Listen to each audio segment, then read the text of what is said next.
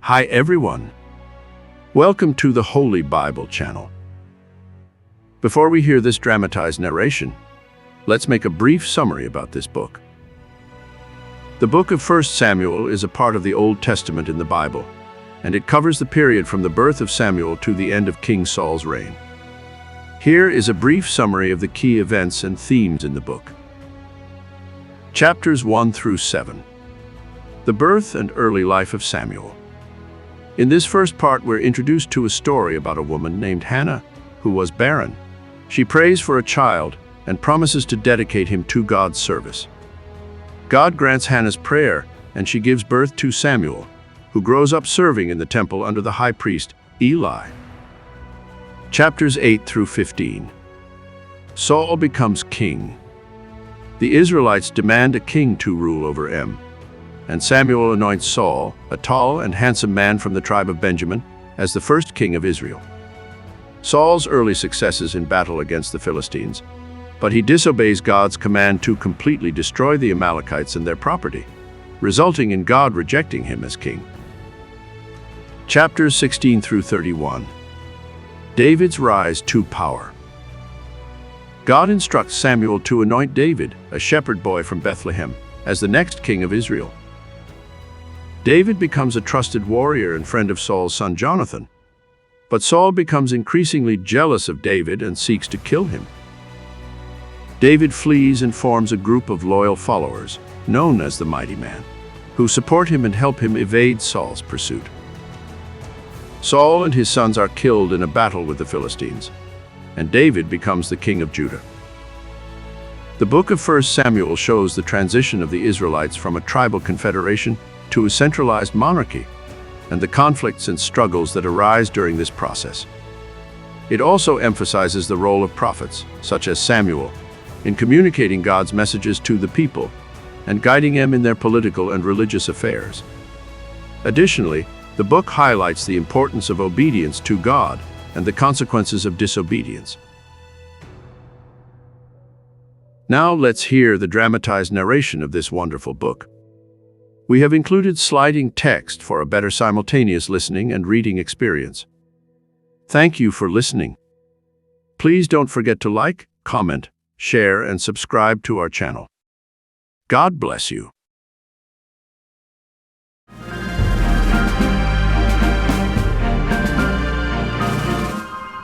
1 Samuel. 1 Samuel chapter 1. Elkanah lived in Ramah, a town in the hill country of Ephraim. His great-great-grandfather was Zuph. So Elkanah was a member of the Zuph clan of the Ephraim tribe. Elkanah's father was Jeroham. His grandfather was Elihu, and his great-grandfather was Tohu.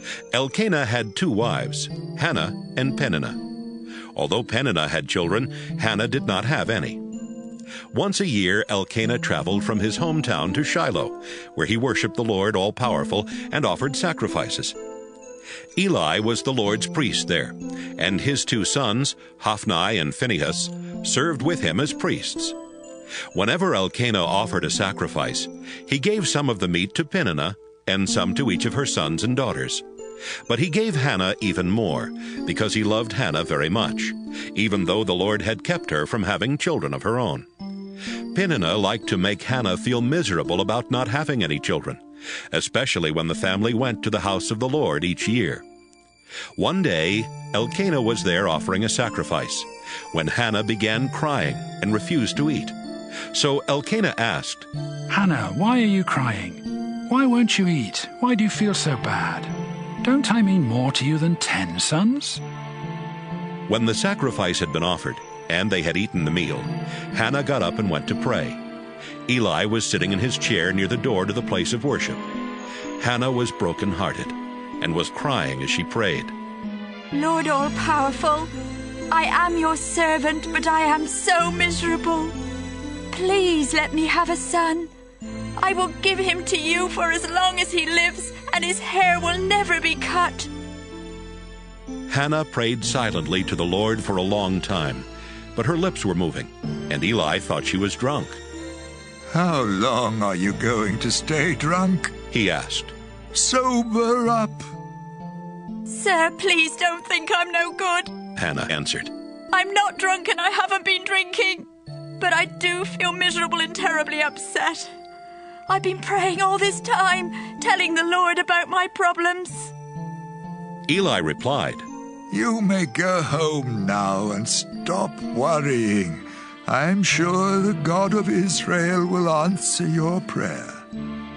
Sir, thank you for being so kind to me. Hannah said.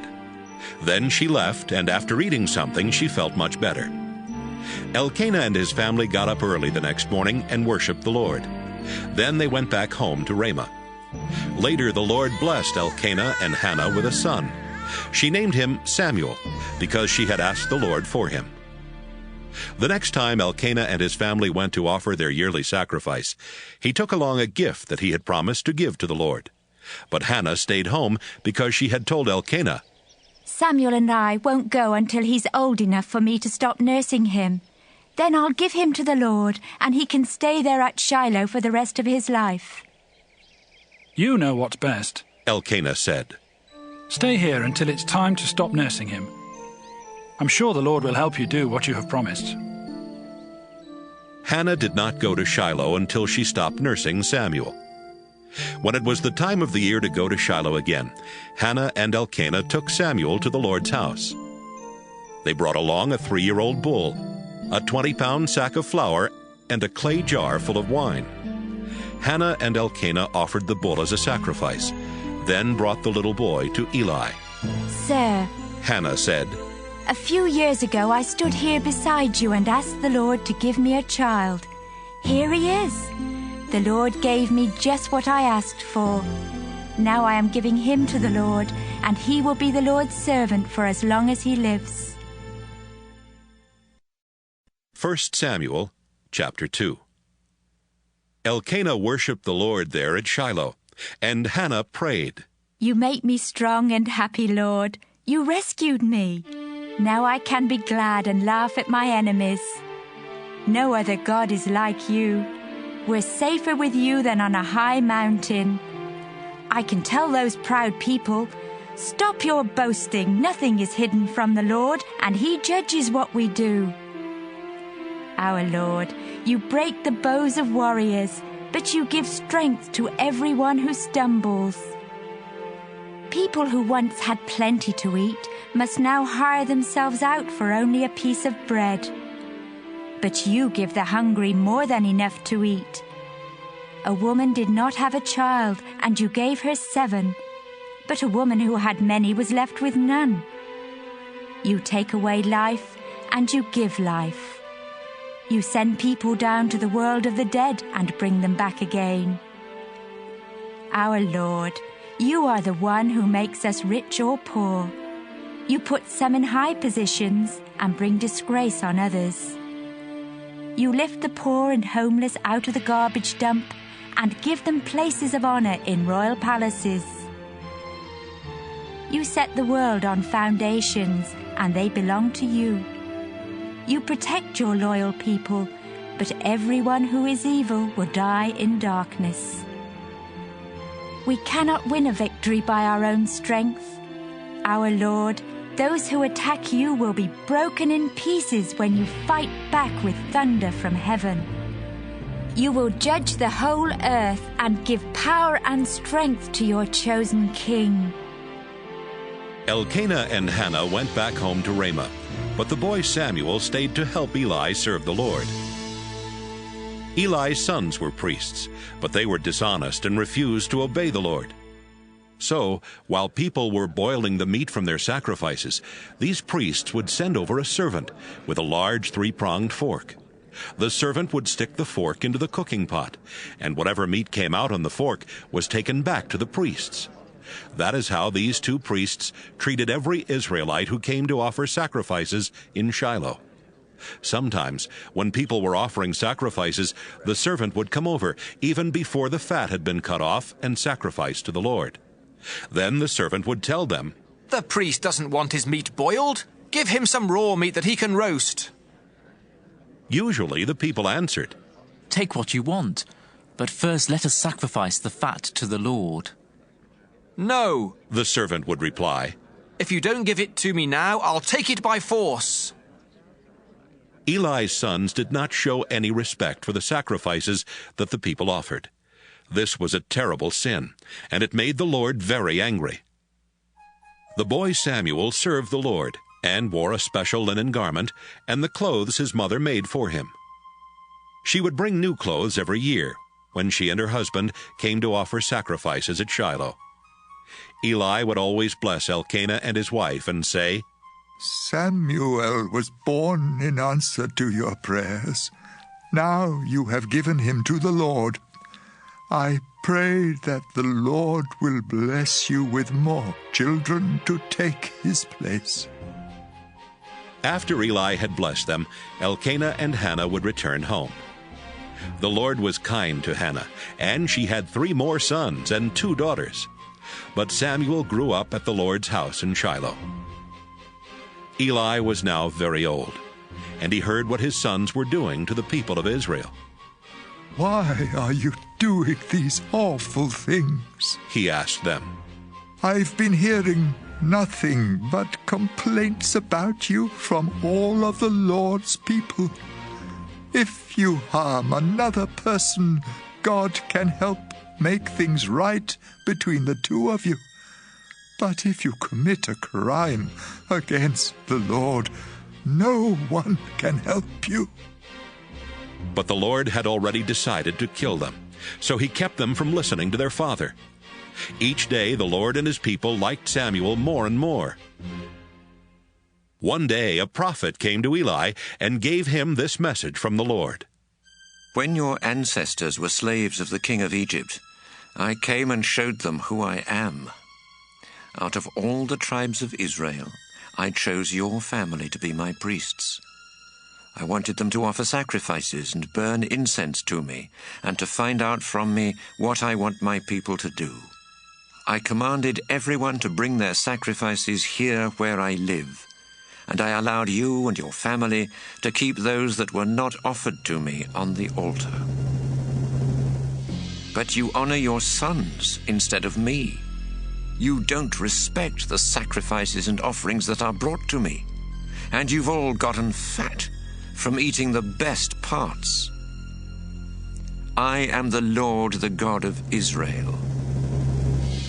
I promised to always let your family serve me as priests, but now I tell you that I cannot do this any longer. I honor anyone who honors me, but I put a curse on anyone who hates me. The time will come when I will kill you and everyone else in your family. Not one of you will live to an old age. Your family will have a lot of trouble. I will be kind to Israel, but everyone in your family will die young. If I let anyone from your family be a priest, his life will be full of sadness and sorrow. But most of the men in your family will die a violent death. To prove to you that I will do these things, your 2 sons, Hophni and Phinehas, will die on the same day. I have chosen someone else to be my priest, someone who will be faithful and obey me. I will always let his family serve as priests and help my chosen king. But if anyone is left from your family, he will come to my priest and beg for money or a little bread. He may even say to my priest, "Please let me be a priest, so I will at least have something to eat." 1 Samuel, chapter 3. Samuel served the Lord by helping Eli the priest, who was by that time almost blind. In those days the Lord hardly ever spoke directly to people, and he did not appear to them in dreams very often. But one night Eli was asleep in his room, and Samuel was sleeping on a mat near the sacred chest in the Lord's house. They had not been asleep very long when the Lord called out Samuel's name. "Here I am." Samuel answered. Then he ran to Eli and said, "Here I am. What do you want?" I didn't call you. Eli answered. Go back to bed. Samuel went back. Again the Lord called out Samuel's name. Samuel got up and went to Eli. Here I am. He said, What do you want? Eli told him, Son, I didn't call you. Go back to sleep.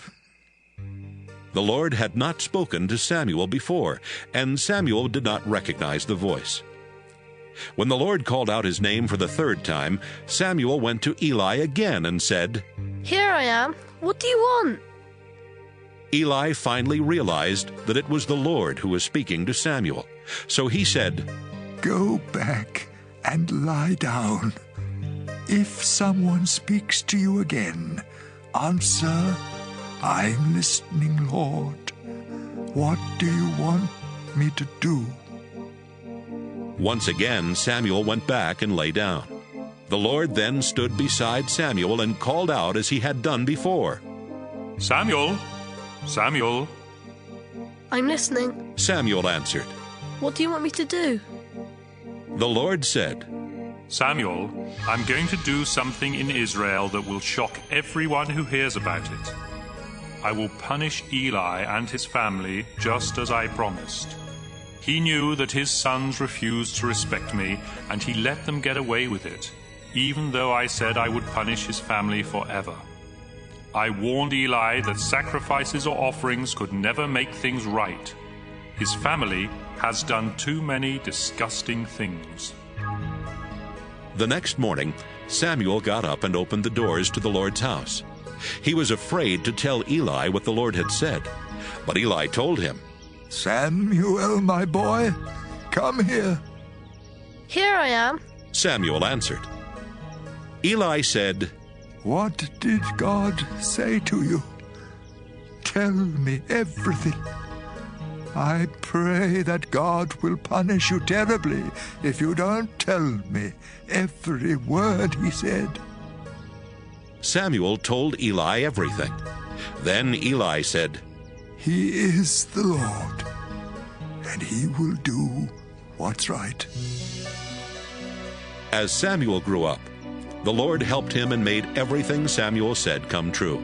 From the town of Dan in the north to the town of Beersheba in the south, everyone in the country knew that Samuel was truly the Lord's prophet.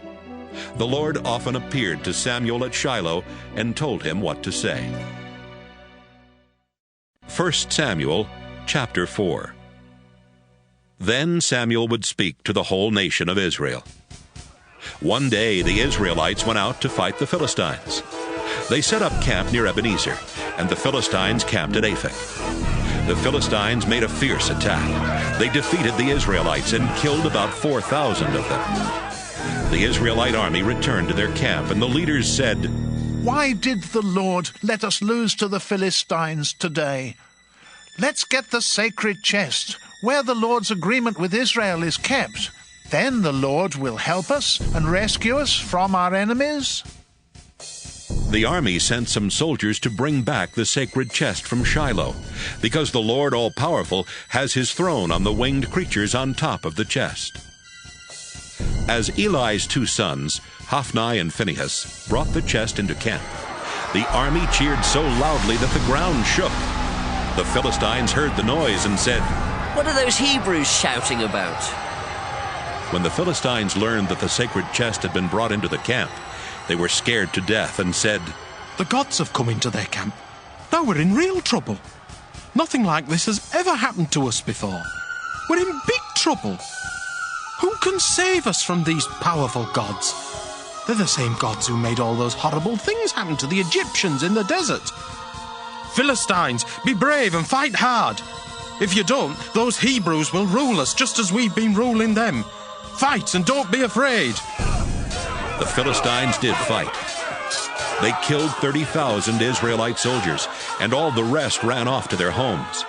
Hophni and Phinehas were killed, and the sacred chest was captured. That same day, a soldier from the tribe of Benjamin ran from the battlefront to Shiloh. He had torn his clothes and put dirt on his head to show his sorrow. He went into town and told the news about the battle, and everyone started crying. Eli was afraid that something might happen to the sacred chest. So he was sitting on his chair beside the road just waiting. He was 98 years old and blind, but he could hear everyone crying, and he asked, "What's all that noise?" The soldier hurried over and told Eli, "I escaped from the fighting today and ran here." "Young man, what happened?" Eli asked. "Israel ran away from the Philistines," the soldier answered. "Many of our people were killed, including your two sons, Hophni and Phinehas. But worst of all, the sacred chest was captured." Eli was still sitting on a chair beside the wall of the town gate. And when the man said that the Philistines had taken the sacred chest, Eli fell backward. He was a very heavy old man, and the fall broke his neck and killed him. He had been a leader of Israel for 40 years. The wife of Phinehas was about to give birth, and soon after she heard that the sacred chest had been captured and that her husband and his father had died, her baby came. The birth was very hard, and she was dying. But the women taking care of her said, "Don't be afraid, it's a boy." She didn't pay any attention to them. Instead, she kept thinking about losing her husband and her father-in-law. So she said, "My son will be named Ichabod, because the glory of Israel left our country when the sacred chest was captured." 1 Samuel chapter 5. The Philistines took the sacred chest from near Ebenezer to the town of Ashdod. They brought it into the temple of their god Dagon and put it next to the statue of Dagon, which they worshipped. When the people of Ashdod got up early the next morning, they found the statue lying face down on the floor in front of the sacred chest. They put the statue back where it belonged, but early the next morning it had fallen over again and was lying face down on the floor in front of the chest. The body of the statue was still in one piece, but its head and both hands had broken off and were lying on the stone floor in the doorway. This is the reason the priests and everyone else step over that part of the doorway when they enter the temple of Dagon in Ashdod. The Lord caused a lot of trouble for the people of Ashdod and their neighbors. He made sores break out all over their bodies, and everyone was in a panic. Finally, they said, "The God of Israel did this. He's the one who caused all this trouble for us and our god Dagon. We've got to get rid of this chest." The people of Ashdod had all the Philistine rulers come to Ashdod, and they asked them, "What can we do with the sacred chest that belongs to the God of Israel?" "Send it to Gath," the rulers answered. But after they took it there, the Lord made sores break out on everyone in town. The people of Gath were frightened, so they sent the sacred chest to Ekron. But before they could take it through the town gates, the people of Ekron started screaming, "They've brought the sacred chest that belongs to the God of Israel! It will kill us and our families too!" The people of Ekron called for another meeting of the Philistine rulers and told them, "Send this chest back where it belongs. Then it won't kill us." Everyone was in a panic because God was causing a lot of people to die, and those who had survived were suffering from the sores. They all cried to their gods for help. 1 Samuel chapter 6. After the sacred chest had been in Philistia for 7 months, the Philistines called in their priests and fortune-tellers and asked, "What should we do with this sacred chest? Tell us how to send it back where it belongs." "Don't send it back without a gift," the priests and fortune-tellers answered. "Send along something to Israel's God to make up for taking the chest in the first place. Then you will be healed, and you will find out why the Lord was causing you so much trouble." "What should we send?" the Philistines asked. The priests and fortune-tellers answered, "There are 5 Philistine rulers, and they all have the same disease that you have. So make 5 gold models of the swords, and 5 gold models of the rats that are wiping out your crops. If you honor the God of Israel with this gift, maybe he will stop causing trouble for you and your gods and your crops. Don't be like the Egyptians and their king. They were stubborn, but when Israel's God was finished with them, they had to let Israel go. Get a new cart and 2 cows that have young calves and that have never pulled a cart. Hitch the cows to the cart, but take the calves back to their barn. Then put the chest on the cart. Put the gold rats and sores into a bag and put it on the cart next to the chest. Then send it on its way. Watch to see if the chest goes on up the road to the Israelite town of Bethshemesh. If it goes back to its own country, you will know that it was the Lord who made us suffer so badly. But if the chest doesn't go back to its own country, then the Lord had nothing to do with the disease that hit us. It was simply bad luck. The Philistines followed their advice. They hitched up the 2 cows to the cart, but they kept their calves in a barn. Then they put the chest on the cart, along with the bag that had the gold rats and sores in it. The cows went straight up the road toward Bethshemesh, mooing as they went. The Philistine rulers followed them until they got close to Bethshemesh. The people of Bethshemesh were harvesting their wheat in the valley. When they looked up and saw the chest, they were so happy that they stopped working and started celebrating. The cows left the road and pulled the cart into a field that belonged to Joshua from Bethshemesh, and they stopped beside a huge rock. Some men from the tribe of Levi were there. So they took the chest off the cart and placed it on the rock, and then they did the same thing with the bag of gold rats and sores. A few other people chopped up the cart and made a fire. They killed the cows and burned them as sacrifices to the Lord. After that, they offered more sacrifices. When the 5 rulers of the Philistines saw what had happened, they went back to Ekron that same day. That is how the Philistines sent gifts to the Lord to make up for taking the sacred chest. They sent 5 gold sores, 1 each for their towns of Ashdod, Gaza, Ashkelon, Gath, and Ekron. They also sent 1 gold rat for each walled town and for every village that the 5 Philistine rulers controlled. The huge stone where the Levites set the chest is still there in Joshua's field as a reminder of what happened. Some of the men of Bethshemesh looked inside the sacred chest, and the Lord God killed 70 of them. This made the people of Bethshemesh very sad, and they started saying, "No other God is like the Lord. Who can go near him and still live? We'll have to send the chest away from here, but where can we send it?" They sent messengers to tell the people of Kiriath-Jearim, "The Philistines have sent back the sacred chest. Why don't you take it and keep it there with you?" 1 Samuel chapter 7. The people of Kiriath-Jearim got the chest and took it to Abinadab's house, which was on a hill in their town. They chose his son Eleazar to take care of it, and it stayed there for 20 years. During this time, everyone in Israel was very sad and begged the Lord for help. One day, Samuel told all the people of Israel, "If you really want to turn back to the Lord, then prove it. Get rid of your foreign idols, including the ones of the goddess Astarte. Turn to the Lord with all your heart and worship only him. Then he will rescue you from the Philistines." The people got rid of their idols of Baal and Astarte and began worshiping only the Lord. Then Samuel said, "Tell everyone in Israel to meet together at Mizpah, and I will pray to the Lord for you." The Israelites met together at Mizpah with Samuel as their leader. They drew water from the well and poured it out as an offering to the Lord.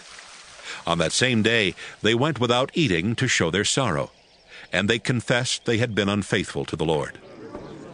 When the Philistine rulers found out about the meeting at Mizpah, they sent an army there to attack the people of Israel. The Israelites were afraid when they heard that the Philistines were coming. "Don't stop praying," they told Samuel. "Ask the Lord our God to rescue us." Samuel begged the Lord to rescue Israel. Then he sacrificed a young lamb to the Lord. Samuel had not even finished offering the sacrifice when the Philistines started to attack. But the Lord answered his prayer and made thunder crash all around them. The Philistines panicked and ran away. The men of Israel left Mizpah and went after them as far as the hillside below Beth-Kar, killing every enemy soldier they caught. The Philistines were so badly beaten that it was quite a while before they attacked Israel again. After the battle, Samuel set up a monument between Mizpah and the rocky cliffs. He named it Help Monument, to remind Israel how much the Lord had helped them. For as long as Samuel lived, the Lord helped Israel fight the Philistines. The Israelites were even able to recapture their towns and territory between Ekron and Gath. Israel was also at peace with the Amorites. Samuel was a leader in Israel all his life. Every year he would go around to the towns of Bethel, Gilgal, and Mizpah, where he served as judge for the people. Then he would go back to his home in Ramah and do the same thing there. He also had an altar built for the Lord at Ramah. 1 Samuel chapter 8. Samuel had 2 sons. The older one was Joel, and the younger one was Abijah. When Samuel was getting old, he let them be leaders at Beersheba. But they were not like their father. They were dishonest and accepted bribes to give unfair decisions. One day the nation's leaders came to Samuel at Ramah and said, "You're an old man. You set a good example for your sons, but they haven't followed it. Now we want a king to be our leader, just like all the other nations. Choose one for us." Samuel was upset to hear the leaders say they wanted a king, so he prayed about it. The Lord answered, "Samuel, do everything they want you to do. I am really the one they have rejected as their king. Ever since the day I rescued my people from Egypt, they have turned from me to worship idols. Now they are turning away from you. Do everything they ask, but warn them and tell them how a king will treat them." Samuel told the people who were asking for a king what the Lord had said. "If you have a king, this is how he will treat you. He will force your sons to join his army. Some of them will ride in his chariots, some will serve in the cavalry, and others will run ahead of his own chariot. Some of them will be officers in charge of 1,000 soldiers, and others will be in charge of 50. Still others will have to farm the king's land and harvest his crops, or make weapons and parts for his chariots. Your daughters will have to make perfume or do his cooking and baking. The king will take your best fields, as well as your vineyards and olive orchards, and give them to his own officials. He will also take 1/10 of your grain and grapes and give it to his officers and officials. The king will take your slaves and your best young men and your donkeys and make them do his work. He will also take 1/10 of your sheep and goats. You will become the king's slaves, and you will finally cry out for the Lord to save you from the king you wanted. But the Lord won't answer your prayers." The people would not listen to Samuel. "No!" they said. "We want to be like other nations. We want a king to rule us and lead us in battle." Samuel listened to them and then told the Lord exactly what they had said. "Do what they want," the Lord answered. "Give them a king." Samuel told the people to go back to their homes. 1 Samuel chapter 9. Kish was a wealthy man who belonged to the tribe of Benjamin. His father was Abiel. His grandfather was Zeror. His great-grandfather was Bichereth. And his great-great-grandfather was Aphiah. Kish had a son named Saul, who was better looking and more than a head taller than anyone else in all Israel. Kish owned some donkeys, but they had run off, so he told Saul, "Take one of the servants, and go, look for the donkeys." Saul and the servant went through the hill country of Ephraim and the territory of Shalisha, but they could not find the donkeys. Then they went through the territories of Shaalim and Benjamin, but still there was no sign of the donkeys. Finally, they came to the territory where the clan of Zuph lived. "Let's go back home," Saul told his servant. "If we don't go back soon, my father will stop worrying about the donkeys and start worrying about us." "Wait," the servant answered. "There's a man of God who lives in a town near here. He's amazing. Everything he says comes true. Let's talk to him. Maybe he can tell us where to look." Saul said, "How can we talk to the prophet when I don't have anything to give him? We don't even have any bread left in our sacks. What can we give him?" "I have a small piece of silver," the servant answered. "We can give him that, and then he will tell us where to look for the donkeys." "Great," Saul replied. "Let's go to the man who can see visions." He said this because in those days God would answer questions by giving visions to prophets. Saul and his servant went to the town where the prophet lived. As they were going up the hill to the town, they met some young women coming out to get water, and the two men said to them, "We're looking for the man who can see visions. Is he in town?" "Yes, he is," they replied. "He's in town today because there's going to be a sacrifice and a sacred meal at the place of worship.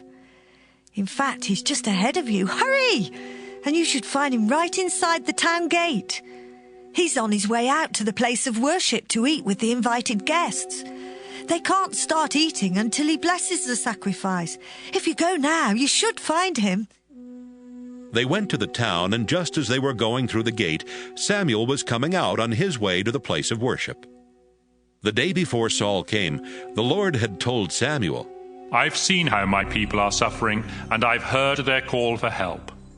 About this time tomorrow, I'll send you a man from the tribe of Benjamin who will rescue my people from the Philistines. I want you to pour olive oil on his head to show that he will be their leader." Samuel looked at Saul, and the Lord told Samuel, "This is the man I told you about. He is the one who will rule Israel."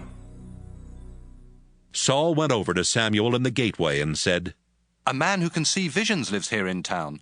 Could you tell me the way to his house?" I am the one who sees visions, Samuel answered. "Go on up to the place of worship. You will eat with me today, and in the morning I'll answer your questions. Don't worry about your donkeys that ran off 3 days ago. They've already been found. Everything of value in Israel now belongs to you and your family." "Why are you telling me this?" Saul asked. "I'm from Benjamin, the smallest tribe in Israel, and my clan is the least important in the tribe." Samuel took Saul and his servant into the dining room at the place of worship. About 30 people were there for the dinner, but Samuel gave Saul and his servant the places of honor. Then Samuel told the cook, "I gave you the best piece of meat and told you to set it aside. Bring it here now." The cook brought the meat over and set it down in front of Saul. "This is for you," Samuel told him. "Go ahead and eat it. I had this piece saved especially for you, and I invited these guests to eat with you." After Saul and Samuel had finished eating, they went down from the place of worship and back into town. A bed was set up for Saul on the flat roof of Samuel's house, and Saul slept there. About sunrise the next morning, Samuel called up to Saul on the roof, "Time to get up. I'll help you get started on your way." Saul got up. He and Samuel left together and had almost reached the edge of town when Samuel stopped and said, "Have your servant go on. Stay here with me for a few minutes, and I'll tell you what God has told me." 1 Samuel chapter 10. After the servant had gone, Samuel took a small jar of olive oil and poured it on Saul's head. Then he kissed Saul and told him, "The Lord has chosen you to be the leader and ruler of his people. When you leave me today, you'll meet 2 men near Rachel's tomb at Zelzah, in the territory of Benjamin. They'll tell you, 'The donkeys you've been looking for have been found. Your father has forgotten about them, and now he's worrying about you. He's wondering how he can find you. Go on from there until you reach the big oak tree at Tabor, where you'll meet 3 men on their way to worship God at Bethel. One of them will be leading 3 young goats. Another will be carrying 3 round loaves of bread, and the last one will be carrying a clay jar of wine. After they greet you, they'll give you 2 loaves of bread. Next, go to Gibeah, where the Philistines have an army camp. As you're going into the town, you'll meet a group of prophets coming down from the place of worship. They'll be going along prophesying while others are walking in front of them, playing small harps, small drums, and flutes. The Spirit of the Lord will suddenly take control of you. You'll become a different person and start prophesying right along with them. After these things happen, do whatever you think is right. God will help you. Then you should go to Gilgal. I'll come a little later, so wait for me. It may even take a week for me to get there, but when I come, I'll offer sacrifices and offerings to the Lord. I'll also tell you what to do next." As Saul turned around to leave Samuel, God made Saul feel like a different person. That same day, everything happened just as Samuel had said. When Saul arrived at Gibeah, a group of prophets met him. The Spirit of God suddenly took control of him, and right there in the middle of the group, he began prophesying. Some people who had known Saul for a long time saw that he was speaking and behaving like a prophet. They said to each other, "What's happened? How can Saul be a prophet?" "Why not?" one of them answered.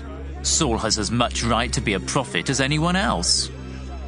That's why everyone started saying, "How could Saul be a prophet?" After Saul stopped prophesying, he went to the place of worship. Later, Saul's uncle asked him, "Where have you been?" Saul answered, "Looking for the donkeys. We couldn't find them, so we went to talk with Samuel." "And what did he tell you?" Saul's uncle asked. Saul answered, "He told us the donkeys had been found." But Saul didn't mention that Samuel had chosen him to be king. Samuel sent messengers to tell the Israelites to come to Mizpah and meet with the Lord. When everyone had arrived, Samuel said, "The Lord God of Israel told me to remind you that he had rescued you from the Egyptians and from the other nations that abused you. God has rescued you from your troubles and hard times, but you have rejected your God and have asked for a king. Now each tribe and clan must come near the place of worship so the Lord can choose a king." Samuel brought each tribe one after the other to the altar, and the Lord chose the Benjamin tribe. Next, Samuel brought each clan of Benjamin there, and the Lord chose the Matri clan. Finally, Saul the son of Kish was chosen. But when they looked for him, he was nowhere to be found. The people prayed, "Our Lord, is Saul here?" "Yes," the Lord answered. "He is hiding behind the baggage." The people ran and got Saul and brought him into the middle of the crowd. He was more than a head taller than anyone else. "Look closely at the man the Lord has chosen," Samuel told the crowd. "There is no one like him." The crowd shouted, "Long live the king! Long live the king!" Samuel explained the rights and duties of a king and wrote them all in a book. He put the book in a temple building at one of the places where the Lord was worshipped. Then Samuel sent everyone home. God had encouraged some young men to become followers of Saul, and when he returned to his hometown of Gibeah, they went with him. But some worthless fools said, "How can someone like Saul rescue us from our enemies?" They did not want Saul to be their king, and so they didn't bring him any gifts. But Saul kept calm. 1 Samuel chapter 11. About this time, King Nahash of Ammon came with his army and surrounded the town of Jabesh in Gilead. The people who lived there told Nahash, "If you will sign a peace treaty with us, you can be our ruler, and we will pay taxes to you." Nahash answered, "Sure, I'll sign a treaty, but not before I insult Israel by poking out the right eye of every man who lives in Jabesh." The town leaders said, "Give us 7 days so we can send messengers everywhere in Israel to ask for help. If no one comes here to save us, we will surrender to you." Some of the messengers went to Gibeah, Saul's hometown. They told what was happening at Jabesh, and everyone in Gibeah started crying. Just then Saul came in from the fields, walking behind his oxen. "Why is everyone crying?" Saul asked. They told him what the men from Jabesh had said. Then the Spirit of God suddenly took control of Saul and made him furious. Saul killed 2 of his oxen, cut them up in pieces, and gave the pieces to the messengers. He told them to show the pieces to everyone in Israel and say, "Saul and Samuel are getting an army together. Come and join them. If you don't, this is what will happen to your oxen." The Lord made the people of Israel terribly afraid. So all the men came together at Bezek. Saul had them organized and counted. There were 300,000 from Israel and 30,000 from Judah. Saul and his officers sent the messengers back to Jabesh with this promise. We will rescue you tomorrow afternoon. The messengers went back to the people at Jabesh and told them that they were going to be rescued. Everyone was encouraged, so they told the Ammonites, "We will surrender to you tomorrow, and then you can do whatever you want to." The next day, Saul divided his army into 3 groups and attacked before daylight. They started killing Ammonites and kept it up until afternoon. A few Ammonites managed to escape, but they were scattered far from each other. The Israelite soldiers went to Samuel and demanded, "Where are the men who said they didn't want Saul to be king? Bring them to us, and we will put them to death." "No, you won't," Saul told them. "The Lord rescued Israel today, and no one will be put to death." "Come on," Samuel said. "Let's go to Gilgal and make an agreement that Saul will continue to be our king." Everyone went to the place of worship at Gilgal, where they agreed that Saul would be their king. Saul and the people sacrificed animals to ask for the Lord's blessing, and they had a big celebration. 1 Samuel chapter 12. Samuel told the Israelites, "I have given you a king just as you have asked. You have seen how I have led you ever since I was a young man. I'm already old. My hair is gray, and my own sons are grown. Now you must see how well your king will lead you. Let me ask this. Have I ever taken anyone's ox or donkey or forced you to give me anything? Have I ever hurt anyone or taken a bribe to give an unfair decision? Answer me, so the Lord and his chosen king can hear you. And if I have done any of these things, I will give it all back." "No!" the Israelites answered. "You've never cheated us in any way." Samuel said, "The Lord and his chosen king are witnesses to what you have said." "That's true," they replied. Then Samuel told them, "The Lord brought your ancestors out of Egypt and chose Moses and Aaron to be your leaders. Now the Lord will be your judge. So stand here and listen while I remind you how often the Lord has saved you and your ancestors from your enemies. After Jacob went to Egypt, your ancestors cried out to the Lord for help, and he sent Moses and Aaron. They led your ancestors out of Egypt and had them settle in this land. But your ancestors forgot the Lord, so he let them be defeated by the Philistines, the king of Moab, and Sisera, the commander of Hazor's army. Again your ancestors cried out to the Lord for help. They said, 'We have sinned. We stopped worshiping you, our Lord, and started worshiping Baal and Astarte. But now, if you rescue us from our enemies, we will worship you.' The Lord sent Gideon, Bedan, Jephthah, and Samuel to rescue you from your enemies, and you didn't have to worry about being attacked. Then you saw King Nahash of Ammon was going to attack you. And even though the Lord your God is your king, you told me, 'This time it's different. We want a king to rule us.' You asked for a king and you chose one. Now he stands here where all of you can see him. But it was really the Lord who made him your king. If you and your king want to be followers of the Lord, you must worship him and do what he says. Don't be stubborn. If you're stubborn and refuse to obey the Lord, he will turn against you and your king. Just stand here and watch the Lord show his mighty power. Isn't this the dry season? I'm going to ask the Lord to send a thunderstorm. When you see it, you will realize how wrong you were to ask for a king." Samuel prayed, and that same day the Lord sent a thunderstorm. Everyone was afraid of the Lord and of Samuel. They told Samuel, "Please pray to the Lord your God for us. We don't want to die. We have sinned many times in the past, and we were very wrong to ask for a king." Samuel answered, "Even though what you did was wrong, you don't need to be afraid. But you must always follow the Lord and worship Him with all your heart. Don't worship idols. They don't have any power, and they can't help you or save you when you're in trouble. But the Lord has chosen you to be His own people.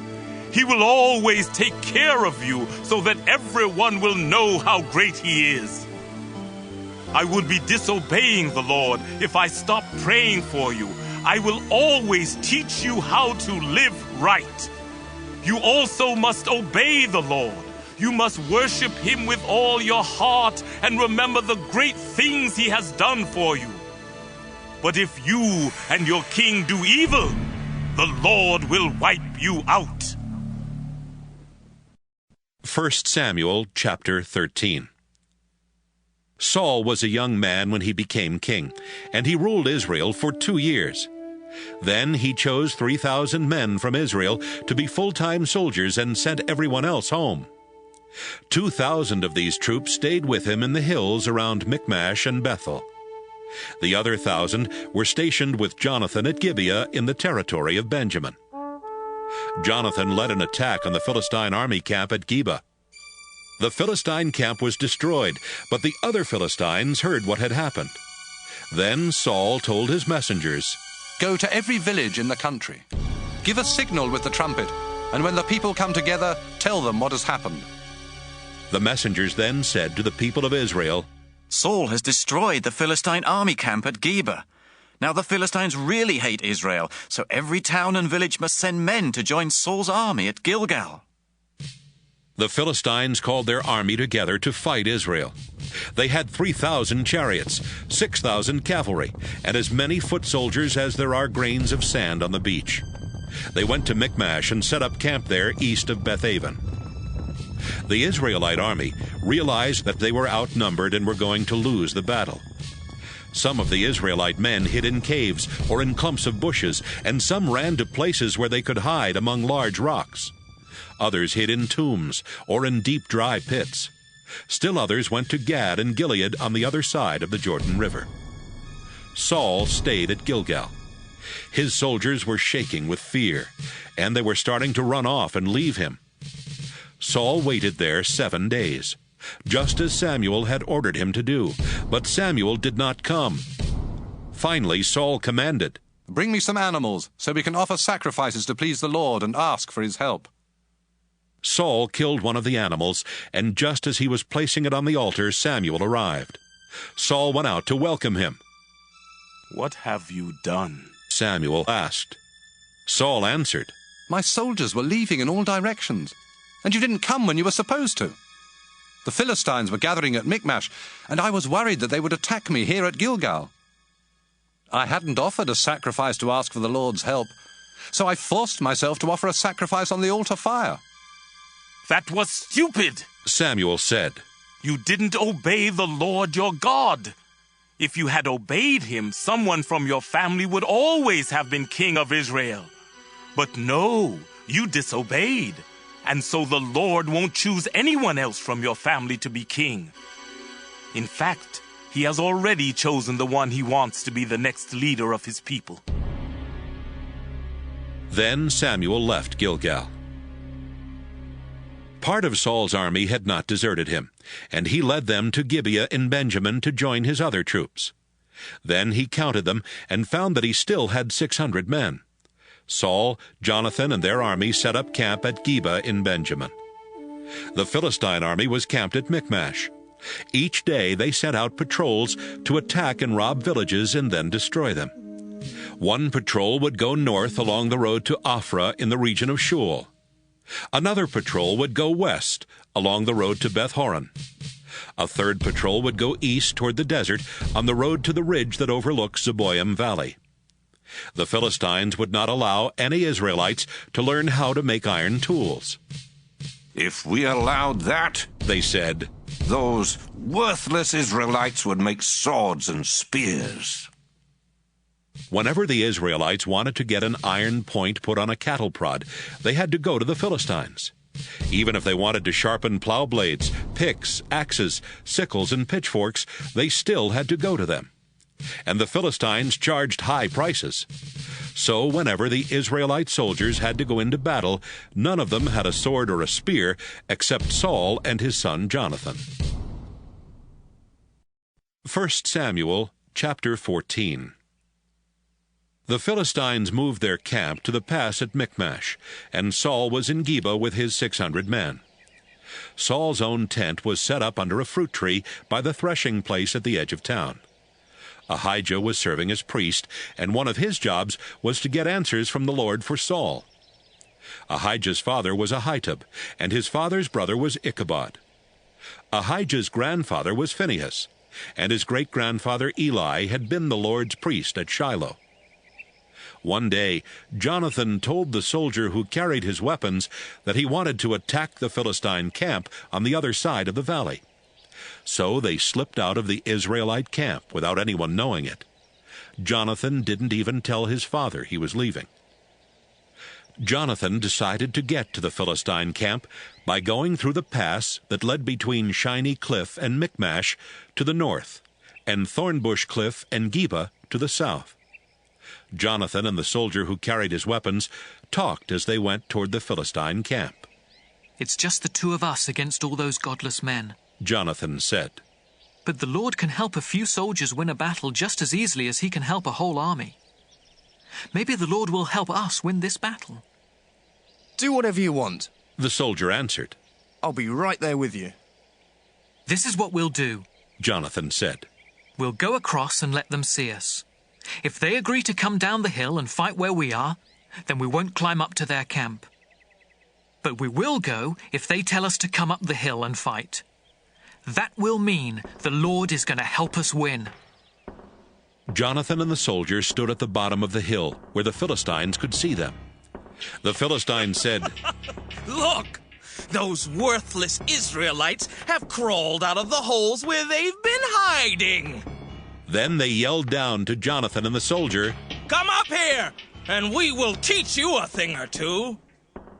Jonathan turned to the soldier and said, "Follow me. The Lord is going to let us win." Jonathan crawled up the hillside with the soldier right behind him. When they got to the top, Jonathan killed the Philistines who attacked from the front, and the soldier killed those who attacked from behind. Before they had gone 100 feet, they had killed about 20 Philistines. The whole Philistine army panicked, those in camp, those on guard duty, those in the fields, and those on raiding patrols. All of them were afraid and confused. Then God sent an earthquake, and the ground began to tremble. Saul's lookouts at Geba saw that the Philistine army was running in every direction like melted wax. Saul told his officers, "Call the roll and find out who left our camp." When they had finished, they found out that Jonathan and the soldier who carried his weapons were missing. At that time, Ahijah was serving as priest for the army of Israel, and Saul told him, "Come over here. Let's ask God what we should do." Just as Saul finished saying this, he could see that the Philistine army camp was getting more and more confused, and he said, "Ahijah, never mind." Saul quickly called his army together, then led them to the Philistine camp. By this time, the Philistines were so confused they were killing each other. There were also some hired soldiers in the Philistine camp, who now switched to Israel's side and fought for Saul and Jonathan. Many Israelites had been hiding in the hill country of Ephraim, and when they heard that the Philistines were running away, they came out of hiding and joined in chasing the Philistines. So the Lord helped Israel win the battle that day. Saul had earlier told his soldiers, "I want to get even with those Philistines by sunset. If any of you eat before then, you will be under a curse." So he made them swear not to eat. By the time the fighting moved past Beth-aven, the Israelite troops were weak from hunger. The army and the people who lived nearby had gone into a forest, and they came to a place where honey was dripping on the ground. But no one ate any of it because they were afraid of being put under the curse. Jonathan did not know about Saul's warning to the soldiers, so he dipped the end of his walking stick in the honey and ate some with his fingers. He felt stronger and more alert. Then a soldier told him, "Your father swore that anyone who ate food today would be put under a curse, and we agreed not to eat. That's why we're so weak." Jonathan said, My father has caused you a lot of trouble. Look at me. I had only a little of this honey, but already I feel strong and alert. I wish you'd eaten some of the food the Philistines left behind. We would have been able to kill a lot more of them. By evening, the Israelite army was exhausted from killing Philistines all the way from Michmash to Ajalon. They grabbed the food they had captured from the Philistines and started eating. They even killed sheep and cows and calves right on the ground and ate the meat without draining the blood. Someone told Saul, Look, the army is disobeying the Lord by eating meat before the blood drains out. You're right, Saul answered. They are being unfaithful to the Lord. Hurry! Roll a big rock over here. Then tell everyone in camp to bring their cattle and lambs to me. They can kill the animals on this rock, then eat the meat. That way no one will disobey the Lord by eating meat with blood still in it. That night the soldiers brought their cattle over to the big rock and killed them there. It was the first altar Saul had built for offering sacrifices to the Lord. Saul said, Let's attack the Philistines again, while it's still dark. We can fight them all night. Let's kill them and take everything they own. The people answered, We will do whatever you want. Wait. Ahijah the priest said, Let's ask God what we should do. Saul asked God, Should I attack the Philistines? Will you help us win? This time God did not answer. Saul called his army officers together and said, We have to find out what sin has kept God from answering. I swear by the living Lord that whoever sinned must die, even if it turns out to be my own son Jonathan. No one said a word. Saul told his army, You stand on that side of the priest, and Jonathan and I will stand on the other side. Everyone agreed. Then Saul prayed, Our Lord, God of Israel, why haven't you answered me today? Please show us who sinned. Was it my son Jonathan and I, or was it your people Israel? The answer came back that Jonathan or Saul had sinned, not the army. Saul told Ahijah, Now ask the Lord to decide between Jonathan and me. The answer came back that Jonathan had sinned. Jonathan, Saul exclaimed, Tell me what you did. I dipped the end of my walking stick in some honey and ate a little. Now you say I have to die? Yes, Jonathan. I swear to God that you must die. No! The soldiers shouted. God help Jonathan win the battle for us. We won't let you kill him. We swear to the Lord that we won't let you kill him or even lay a hand on him. So the army kept Saul from killing Jonathan. Saul stopped hunting down the Philistines, and they went home. When Saul became king, the Moabites, the Ammonites, the Edomites, the kings of Zobah, the Philistines, and the Amalekites had all been robbing the Israelites. Saul fought back against these enemies and stopped them from robbing Israel. He was a brave commander and always won his battles. Saul's wife was Ahinoam, the daughter of Ahimaaz.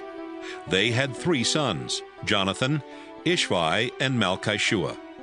They also had 2 daughters. The older one was Merab, and the younger one was Michal. Abner, Saul's cousin, was the commander of the army. Saul's father Kish and Abner's father Ner were sons of Abiel.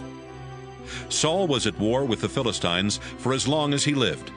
Whenever he found a good warrior or a brave man, Saul made him join his army. 1 Samuel chapter 15. One day Samuel told Saul, The Lord had me choose you to be king of his people Israel. Now listen to this message from the Lord. When the Israelites were on their way out of Egypt, the nation of Amalek attacked them. I am the Lord all-powerful, and now I am going to make Amalek pay. Go and attack the Amalekites. Destroy them and all their possessions. Don't have any pity. Kill their men, women, children, and even their babies. Slaughter their cattle, sheep, camels, and donkeys. Saul sent messengers who told every town and village to send men to join the army at Telaim. There were 210,000 troops in all, and 10,000 of these were from Judah.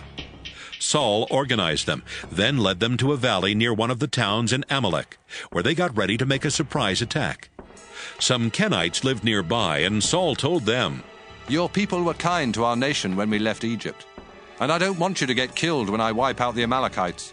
Leave here and stay away from them." The Kenites left, and Saul attacked the Amalekites from Havilah to Shur, which is just east of Egypt. Every Amalekite was killed except King Agag. Saul and his army let Agag live, and they also spared the best sheep and cattle. They didn't want to destroy anything of value, so they only killed the animals that were worthless or weak.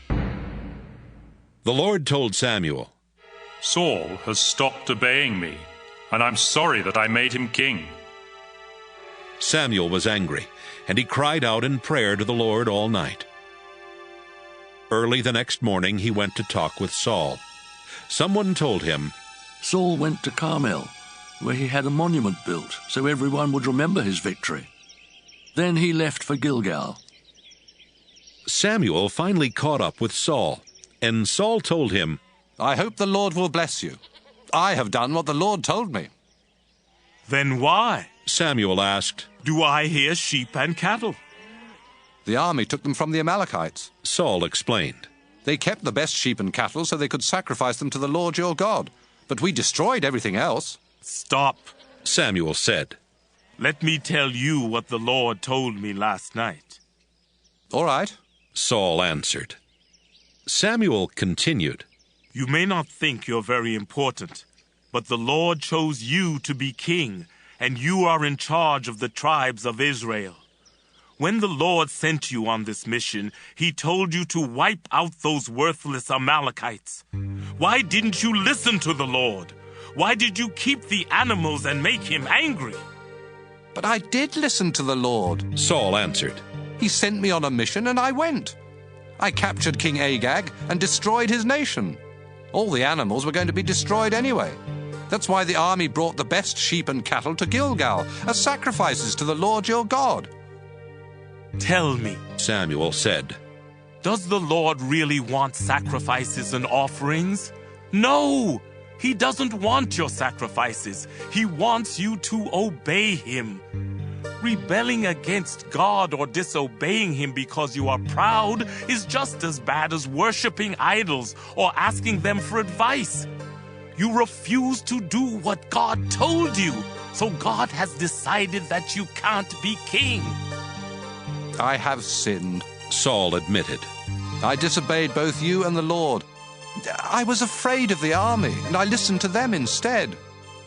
Please forgive me, and come back with me so I can worship the Lord." "No," Samuel replied. "You disobeyed the Lord, and I won't go back with you. Now the Lord has said that you can't be king of Israel any longer." As Samuel turned to go, Saul grabbed the edge of Samuel's robe. It tore. Samuel said, "The Lord has torn the king of Israel away from you today, and he will give it to someone who is better than you. Besides, the eternal God of Israel isn't a human being. He doesn't tell lies or change his mind." Saul said, "I did sin, but please honor me in front of the leaders of the army and the people of Israel. Come back with me so I can worship the Lord your God." Samuel followed Saul back, and Saul worshipped the Lord. Then Samuel shouted, "Bring me King Agag of Amalek." Agag came in chains, and he was saying to himself, "Surely they won't kill me now." But Samuel said, "Agag, you have snatched children from their mother's arms and killed them. Now your mother will be without children." Then Samuel chopped Agag to pieces at the place of worship in Gilgal. Samuel went home to Ramah, and Saul returned to his home in Gibeah. Even though Samuel felt sad about Saul, Samuel never saw him again. 1 Samuel chapter 16.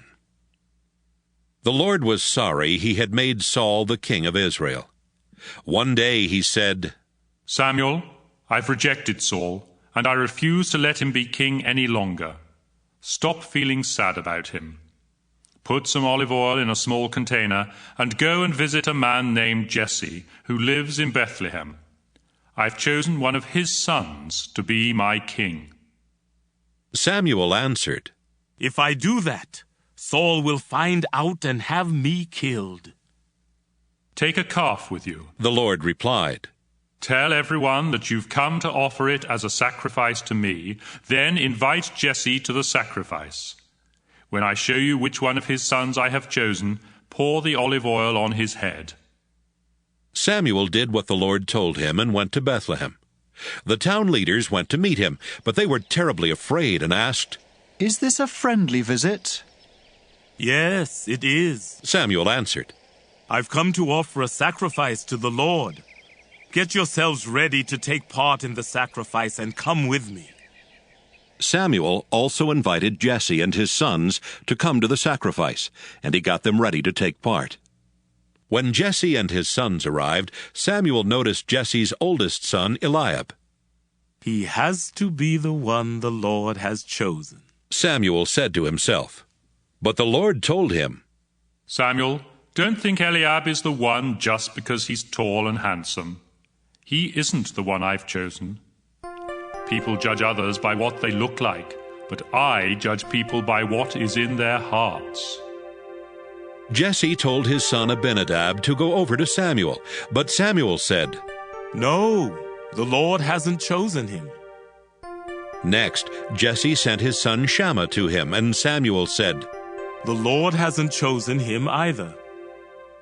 Jesse had all 7 of his sons go over to Samuel. Finally, Samuel said, "Jesse, the Lord hasn't chosen any of these young men. Do you have any more sons?" "Yes," Jesse answered. "My youngest son David is out taking care of the sheep." "Send for him," Samuel said. "We won't start the ceremony until he gets here." Jesse sent for David. He was a healthy, good-looking boy with a sparkle in his eyes. As soon as David came, the Lord told Samuel, "He's the one. Get up and pour the olive oil on his head." Samuel poured the oil on David's head while his brothers watched. At that moment, the Spirit of the Lord took control of David and stayed with him from then on. Samuel returned home to Ramah. The Spirit of the Lord had left Saul, and an evil spirit from the Lord was terrifying him. "It's an evil spirit from God that's frightening you," Saul's officials told him. "Your Majesty, let us go and look for someone who is good at playing the harp. He can play for you whenever the evil spirit from God bothers you, and you'll feel better." "All right," Saul answered. "Find me someone who is good at playing the harp and bring him here." "A man named Jesse who lives in Bethlehem has a son who can play the harp," one official said. "He's a brave warrior, he's good-looking, he can speak well, and the Lord is with him." Saul sent a message to Jesse. "Tell your son David to leave your sheep and come here to me." Jesse loaded a donkey with bread and a goatskin full of wine. Then he told David to take the donkey and a young goat to Saul. David went to Saul and started working for him. Saul liked him so much that he put David in charge of carrying his weapons. Not long after this, Saul sent another message to Jesse. "I really like David. Please let him stay with me." Whenever the evil spirit from God bothered Saul, David would play his harp. Saul would relax and feel better, and the evil spirit would go away. 1 Samuel chapter 17. The Philistines got ready for war, and brought their troops together to attack the town of Soko in Judah. They set up camp at Ephes-dammim, between Soko and Azekah. King Saul and the Israelite army set up camp on a hill overlooking Elah Valley, and they got ready to fight the Philistine army that was on a hill on the other side of the valley. The Philistine army had a hero named Goliath, who was from the town of Gath, and was over 9 feet tall. He wore a bronze helmet and had bronze armor to protect his chest and legs. The chest armor alone weighed about 125 pounds.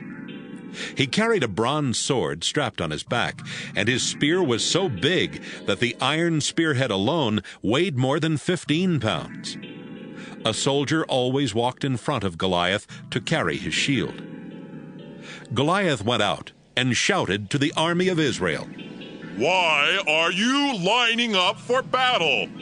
I'm the best soldier in our army, and all of you are in Saul's army.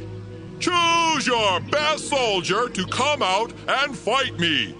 If he can kill me, our people will be your slaves. But if I kill him, your people will be our slaves. Here and now, I challenge Israel's whole army. Choose someone to fight me." Saul and his men heard what Goliath said, but they were so frightened of Goliath that they couldn't do a thing.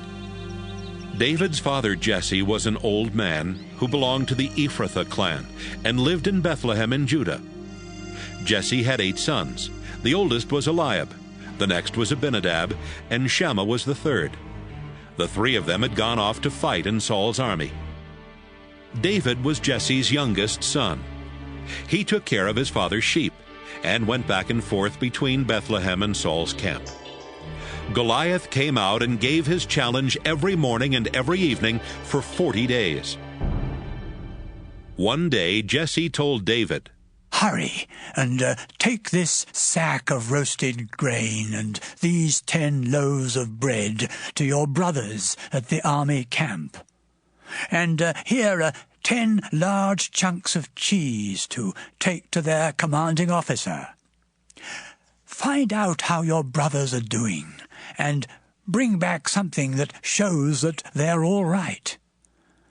They're with Saul's army, fighting the Philistines in Elah Valley." David obeyed his father. He got up early the next morning and left someone else in charge of the sheep. Then he loaded the supplies and started off. He reached the army camp just as the soldiers were taking their places and shouting the battle cry. The army of Israel and the Philistine army stood there facing each other. David left his things with the man in charge of supplies and ran up to the battle line to ask his brothers if they were well. While David was talking with them, Goliath came out from the line of Philistines and started boasting as usual. David heard him. When the Israelite soldiers saw Goliath, they were scared and ran off. They said to each other, "Look how he keeps coming out to insult us. The king is offering a big reward to the man who kills Goliath. That man will even get to marry the king's daughter, and no one in his family will ever have to pay taxes again." David asked some soldiers standing nearby, "What will a man get for killing this Philistine and stopping him from insulting our people? Who does that worthless Philistine think he is? He's making fun of the army of the living God." The soldiers told David what the king would give the man who killed Goliath. David's oldest brother Eliab heard him talking with the soldiers. Eliab was angry at him and said, "What are you doing here anyway? Who's taking care of that little flock of sheep out in the desert? You spoiled brat. You came here just to watch the fighting, didn't you?" "Now what have I done?" David answered. "Can't I even ask a question?" Then he turned and asked another soldier the same thing he had asked the others, and he got the same answer. Some soldiers overheard David talking, so they told Saul what David had said. Saul sent for David, and David came. "Your Majesty," he said, "this Philistine shouldn't turn us into cowards. I'll go out and fight him myself." "You don't have a chance against him," Saul replied. "You're only a boy, and he's been a soldier all his life." But David told him, "Your Majesty, I take care of my father's sheep, and when one of them is dragged off by a lion or a bear, I go after it and beat the wild animal until it lets the sheep go. If the wild animal turns and attacks me, I grab it by the throat and kill it. Sir, I have killed lions and bears that way, and I can kill this worthless Philistine. He shouldn't have made fun of the army of the living God. The Lord has rescued me from the claws of lions and bears, and he will keep me safe from the hands of this Philistine." All right, Saul answered. Go ahead and fight him, and I hope the Lord will help you. Saul had his own military clothes and armor put on David, and he gave David a bronze helmet to wear. David strapped on a sword and tried to walk around, but he was not used to wearing those things. I can't move with all this stuff on, David said. I'm just not used to it. David took off the armor and picked up his shepherd's stick. He went out to a stream and picked up 5 smooth rocks and put them in his leather bag. Then, with his sling in his hand, he went straight toward Goliath. Goliath came toward David, walking behind the soldier who was carrying his shield.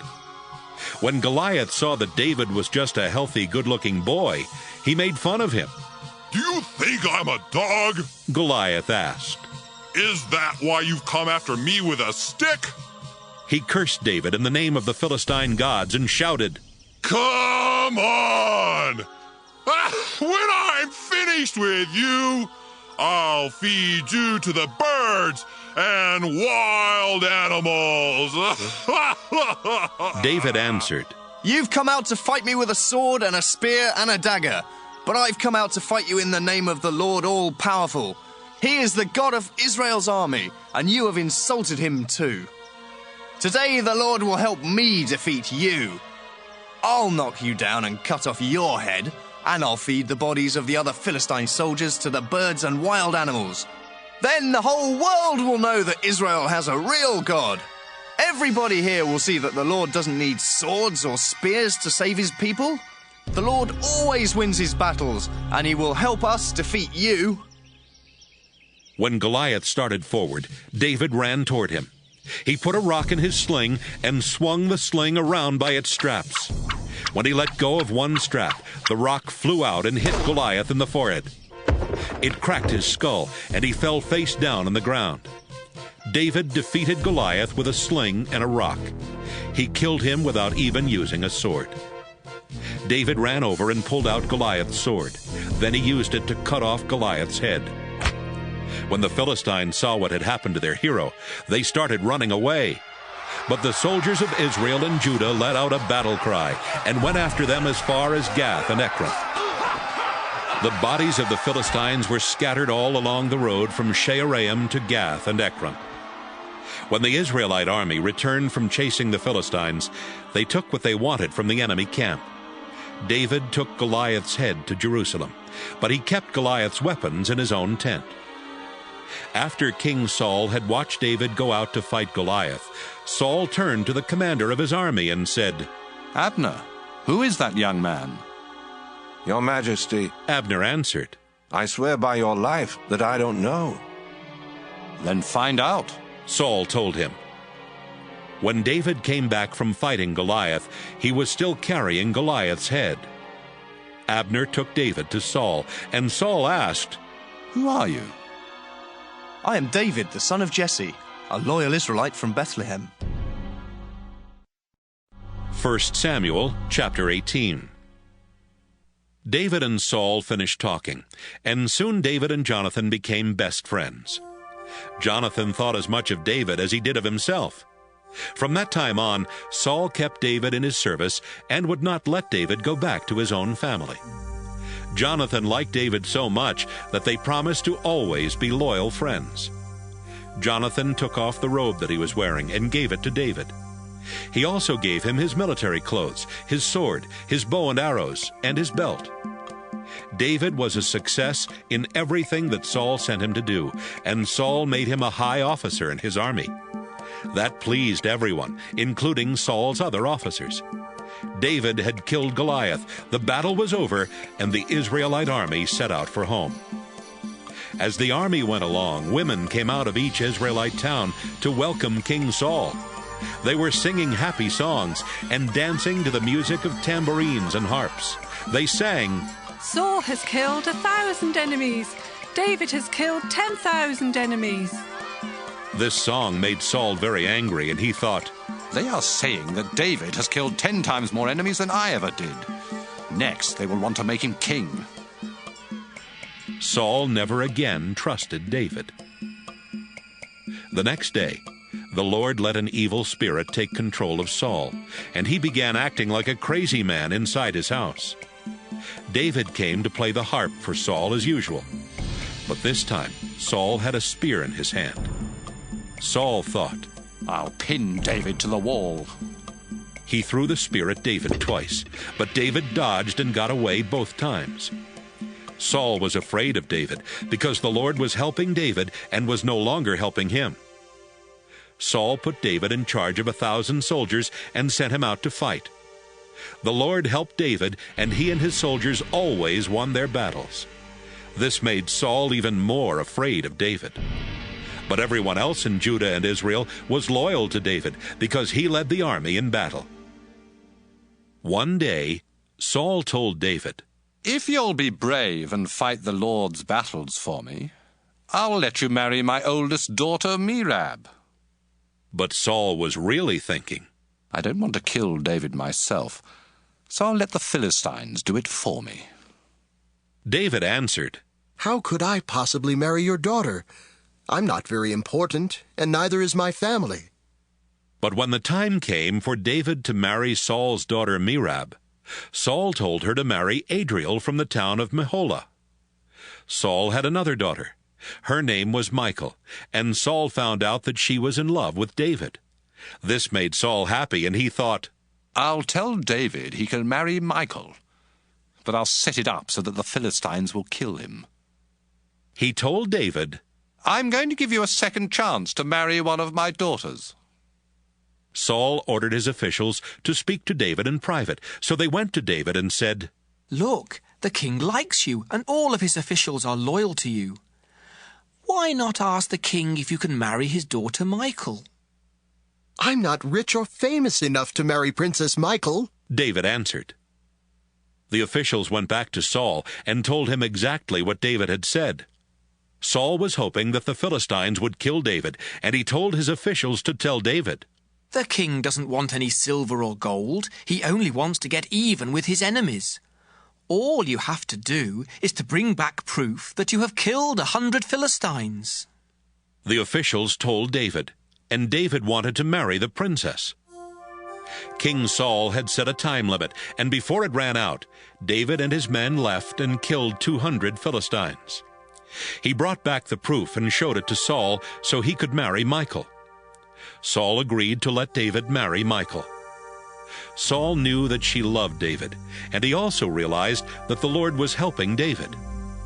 But knowing those things made Saul even more afraid of David, and he was David's enemy for the rest of his life.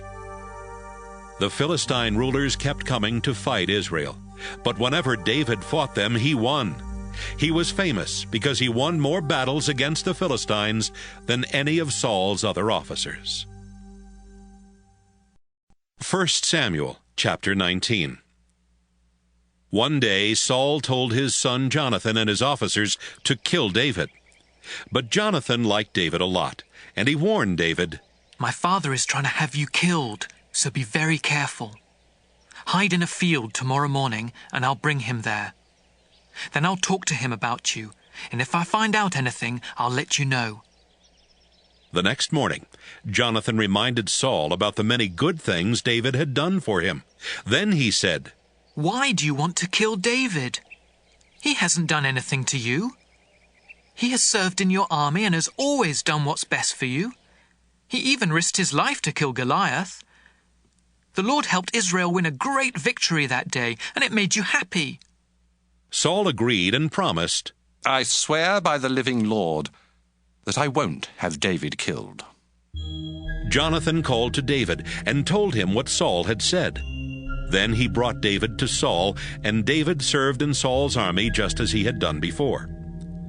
The next time there was a war with the Philistines, David fought hard and forced them to retreat.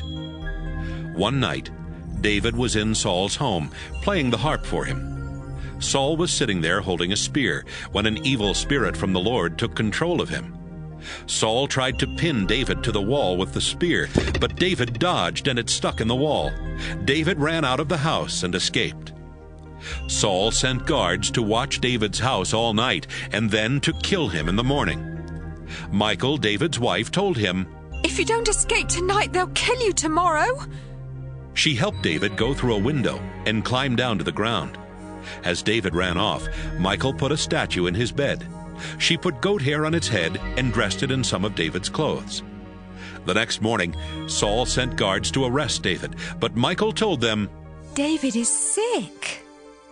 Saul sent the guards back and told them, Get David out of his bed and bring him to me so I can have him killed. When the guards went in, all they found in the bed was the statue with the goat hair on its head. Why have you tricked me this way? Saul asked Michal. You helped my enemy get away. She answered, He said he would kill me if I didn't help him escape. Meanwhile, David went to Samuel at Ramah and told him what Saul had done. Then Samuel and David went to Prophet's village and stayed there. Someone told Saul, David is at Prophet's village, in Ramah. Saul sent a few soldiers to bring David back. They went to Ramah and found Samuel in charge of a group of prophets who were all prophesying. Then the Spirit of God took control of the soldiers, and they started prophesying too. When Saul heard what had happened, he sent another group of soldiers, but they prophesied the same way. He sent a third group of soldiers, but the same thing happened to them. Finally, Saul left for Ramah himself. He went as far as the deep pit at the town of Secu, and he asked, Where are Samuel and David? At Prophet's village in Ramah. The people answered. Saul left for Ramah, but as he walked along, the Spirit of God took control of him, and he started prophesying. Then, when he reached Prophet's village, he stripped off his clothes and prophesied in front of Samuel. He dropped to the ground and lay there naked all day and night. That's how the saying started, Is Saul now a prophet? 1 Samuel chapter 20. David escaped from Prophet's village. Then he ran to see Jonathan and asked, Why does your father Saul want to kill me? What have I done wrong? My father can't be trying to kill you. He never does anything without telling me about it. Why would he hide this from me? It can't be true. Jonathan, I swear it's true. But your father knows how much you like me, and he didn't want to break your heart. That's why he didn't tell you. I swear by the living Lord and by your own life that I am only one step ahead of death. Then Jonathan said, Tell me what to do, and I'll do it. David answered, Tomorrow is the new moon festival, and I'm supposed to eat dinner with your father. But instead, I'll hide in a field until the evening of the next day.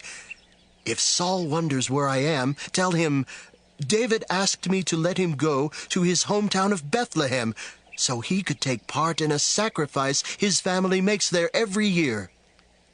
If your father says it's all right, then I'm safe. But if he gets angry, you'll know he wants to harm me. Be kind to me. After all, it was your idea to promise the Lord that we would always be loyal friends. If I've done anything wrong, kill me yourself, but don't hand me over to your father. Don't worry, Jonathan said. If I find out that my father wants to kill you, I'll certainly let you know. How will you do that? David asked. Let's go out to this field and I'll tell you. Jonathan answered. When they got there, Jonathan said, I swear by the Lord God of Israel that 2 days from now I'll know what my father is planning.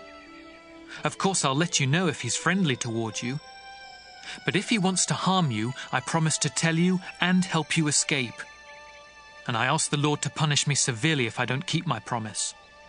I pray that the Lord will bless you, just as he used to bless my father. Someday the Lord will wipe out all of your enemies. Then, if I'm still alive, please be as kind to me as the Lord has been. But if I'm dead, be kind to my family. Jonathan and David made an agreement that even David's descendants would have to keep. Then Jonathan said, I pray that the Lord will take revenge on your descendants if they break our promise. Jonathan thought as much of David as he did of himself. So he asked David to promise once more that he would be a loyal friend. After this, Jonathan said, Tomorrow is the new moon festival, and people will wonder where you are because your place will be empty. And by the day after tomorrow, everyone will think you've been gone a long time. Then go to the place where you hid before and stay beside Going Away Rock. I'll shoot 3 arrows at a target off to the side of the rock and send my servant to find the arrows. You'll know if it's safe to come out by what I tell him. If it is safe, I swear by the living Lord that I'll say, 'The arrows are on this side of you, pick them up.' But if it isn't safe, I'll say to the boy, 'The arrows are further away.' This will mean that the Lord wants you to leave and you must go. But he will always watch us to make sure that we keep the promise we made to each other." So David hid there in the field. During the New Moon Festival, Saul sat down to eat by the wall just as he always did. Jonathan sat across from him, and Abner sat next to him. But David's place was empty. Saul didn't say anything that day because he was thinking, something must have happened to make David unfit to be at the festival. Yes, something must have happened. The day after the New Moon Festival, when David's place was still empty, Saul asked Jonathan, "Why hasn't that son of Jesse come to eat with us? He wasn't here yesterday, and he still isn't here today." Jonathan answered, "The reason David hasn't come to eat with you is that he begged me to let him go to Bethlehem. He said, 'Please let me go. My family is offering a sacrifice, and my brother told me I have to be there. Do me this favor and let me slip away to see my brothers.'" Saul was furious with Jonathan and yelled, "You're no son of mine, you traitor. I know you've chosen to be loyal to that son of Jesse. You should be ashamed of yourself. And your own mother should be ashamed that you were ever born. You'll never be safe, and your kingdom will be in danger as long as that son of Jesse is alive. Turn him over to me now. He deserves to die." "Why do you want to kill David?" Jonathan asked. "What has he done?" Saul threw his spear at Jonathan and tried to kill him. Then Jonathan was sure that his father really did want to kill David. Jonathan was angry that his father had insulted David so terribly. He got up, left the table, and didn't eat anything all that day. In the morning, Jonathan went out to the field to meet David. He took a servant boy along and told him, "When I shoot the arrows, you run and find them for me." The boy started running, and Jonathan shot an arrow so that it would go beyond him. When the boy got near the place where the arrow had landed, Jonathan shouted, "Isn't the arrow on past you?" Jonathan shouted to him again, "Hurry up! Don't stop!" The boy picked up the arrows and brought them back to Jonathan, but he had no idea about what was going on. Only Jonathan and David knew. Jonathan gave his weapons to the boy and told him, "Take these back into town." After the boy had gone, David got up from beside the mound and bowed very low 3 times. Then he and Jonathan kissed each other and cried, but David cried louder. Jonathan said, "Take care of yourself, and remember, we each have asked the Lord to watch and make sure that we and our descendants keep our promise forever." David left, and Jonathan went back to town. 1 Samuel chapter 21. David went to see Ahimelech, a priest who lived in the town of Nob. Ahimelech was trembling with fear as he came out to meet David. "Why are you alone?" Ahimelech asked. "Why isn't anyone else with you?" "I'm on a mission for King Saul," David answered. "He ordered me not to tell anyone what the mission is all about, so I had my soldiers stay somewhere else. Do you have any food you can give me? Could you spare 5 loaves of bread?" "The only bread I have is the sacred bread," the priest told David. "You can have it if your soldiers didn't sleep with women last night." "Of course we didn't sleep with women," David answered. "I never let my men do that when we're on a mission. They have to be acceptable to worship God even when we're on a regular mission, and today we're on a special mission." The only bread the priest had was the sacred bread that he had taken from the place of worship after putting out the fresh loaves, so he gave it to David. It so happened that one of Saul's officers was there worshiping the Lord that day. His name was Doeg the Edomite, and he was the strongest of Saul's shepherds. David asked Ahimelech, "Do you have a spear or a sword? I had to leave so quickly on this mission for the king that I didn't bring along my sword or any other weapons." The priest answered, "The only sword here is the one that belonged to Goliath the Philistine. You were the one who killed him in Elah Valley, and so you can take his sword if you want to. It's wrapped in a cloth behind the statue." "It's the best sword there is," David said. "I'll take it." David kept on running from Saul that day until he came to Gath, where he met with King Achish. The officers of King Achish were also there, and they asked Achish, "Isn't David a king back in his own country? Don't the Israelites dance and sing? Saul has killed 1,000 enemies. David has killed 10,000 enemies." David thought about what they were saying, and it made him afraid of Achish. So right there in front of everyone, he pretended to be insane. He acted confused and scratched up the doors of the town gate while drooling in his beard. "Look at him," Achish said to his officers. "You can see he's crazy. Why did you bring him to me? I have enough crazy people without your bringing another one here. Keep him away from my palace." 1 Samuel chapter 22. When David escaped from the town of Gath, he went to Adullam cave. His brothers and the rest of his family found out where he was, and they followed him there. A lot of other people joined him too. Some were in trouble, others were angry or in debt, and David was soon the leader of 400 men. David left Adullam cave and went to the town of Mizpah in Moab, where he talked with the king of Moab. "Please," David said, "let my father and mother stay with you until I find out what God will do with me." So he brought his parents to the king of Moab, and they stayed with him while David was in hiding. One day the prophet Gad told David, "Don't stay here. Go back to Judah." David then left and went to Hereth Forest. Saul was sitting under a small tree on top of the hill at Gibeah when he heard that David and his men had been seen. Saul was holding his spear, and his officers were standing in front of him. He told them, "Listen to me. You belong to the Benjamin tribe. So if that son of Jesse ever becomes king, he won't give you fields or vineyards. He won't make you officers in charge of thousands or hundreds, as I have done. But you're all plotting against me. Not one of you told me that my own son Jonathan had made an agreement with him. Not one of you cared enough to tell me that Jonathan had helped one of my officers rebel. Now that son of Jesse is trying to ambush me." Doeg the Edomite was standing with the other officers and spoke up. "When I was in the town of Nob, I saw that son of Jesse. He was visiting the priest Ahimelech, the son of Ahitub. Ahimelech talked to the Lord for him, then gave him food and the sword that had belonged to Goliath the Philistine." Saul sent a message to Ahimelech and his whole family of priests at Nob, ordering them to come to him. When they came, Saul told them, "Listen to me, you son of Ahitub." "Certainly, Your Majesty," Ahimelech answered. Saul demanded, "Why did you plot against me with that son of Jesse? You helped him rebel against me by giving him food and a sword and by talking with God for him. Now he's trying to ambush me." "Your Majesty, none of your officers is more loyal than David," Ahimelech replied. "He's your son-in-law and the captain of your bodyguard. Everyone in your family respects him.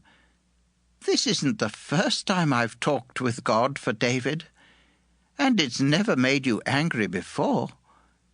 Please don't accuse me or my family like this. I have no idea what's going on." "Ahimelech," Saul said, "you and your whole family are going to die." Saul shouted to his bodyguards, "These priests of the Lord helped David. They knew he was running away, but they didn't tell me. Kill them!" But the king's officers would not attack the priests of the Lord. Saul turned to Doeg, who was from Edom, and said, "Kill the priests!" On that same day, Doeg killed 85 priests. Then he attacked the town of Nob, where the priests had lived, and he killed everyone there, men, women, children, and babies. He even killed their cattle, donkeys, and sheep. Ahimelech's son Abiathar was the only one who escaped. He ran to David and told him, "Saul has murdered the priest at Nob." David answered, "That day when I saw Doeg, I knew he would tell Saul, 'Your family died because of me.' Stay here. Isn't the same person trying to kill both of us? Don't worry. You'll be safe here with me." 1 Samuel chapter 23. One day some people told David, "The Philistines keep attacking the town of Keilah and stealing grain from the threshing place." David asked the Lord, "Should I attack these Philistines?" "Yes," the Lord answered. "Attack them and rescue Keilah." But David's men said, "Look, even here in Judah we're afraid of the Philistines. We will be terrified if we try to fight them at Keilah." David asked the Lord about it again. "Leave right now," the Lord answered. "I will give you victory over the Philistines at Keilah." David and his men went there and fiercely attacked the Philistines. They killed many of them, then led away their cattle and rescued the people of Keilah. Meanwhile, Saul heard that David was in Keilah. "God has let me catch David," Saul said. "David is trapped inside a walled town where the gates can be locked." Saul decided to go there and surround the town in order to trap David and his men. He sent messengers who told the towns and villages, "Send men to serve in Saul's army." By this time, Abiathar had joined David in Keilah and had brought along everything he needed to get answers from God. David heard about Saul's plan to capture him, and he told Abiathar, "Let's ask God what we should do." David prayed, "Lord God of Israel, I was told that Saul is planning to come here. What should I do? Suppose he threatens to destroy the town because of me. Would the leaders of Keilah turn me over to Saul, or is he really coming? Please tell me, Lord." "Yes, he will come," the Lord answered. "Would the leaders of Keilah hand me and my soldiers over to Saul?" "Yes, they would," the Lord answered. David and his 600 men got out of there fast and started moving from place to place. Saul heard that David had left Keilah, and he decided not to go after him. David stayed in hideouts in the hill country of Ziph Desert. Saul kept searching, but God never let Saul catch him. One time David was at Horesh in Ziph Desert. He was afraid because Saul had come to the area to kill him. But Jonathan went to see David, and God helped him encourage David.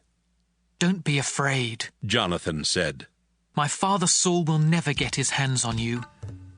In fact, you're going to be the next king of Israel, and I'll be your highest official. Even my father knows it's true." They both promised the Lord that they would always be loyal to each other. Then Jonathan went home, but David stayed at Horesh.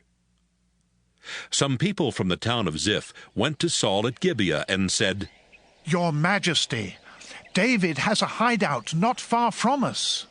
It's near Horesh, somewhere on Mount Keilah, south of Jeshimon. If you come, we will help you catch him." Saul told them, "You've done me a big favor, and I pray that the Lord will bless you. Now please, do just a little more for me. Find out exactly where David is, as well as where he goes, and who has seen him there. I've been told that he's very tricky. Find out where all his hiding places are, and come back when you're sure. Then I'll go with you.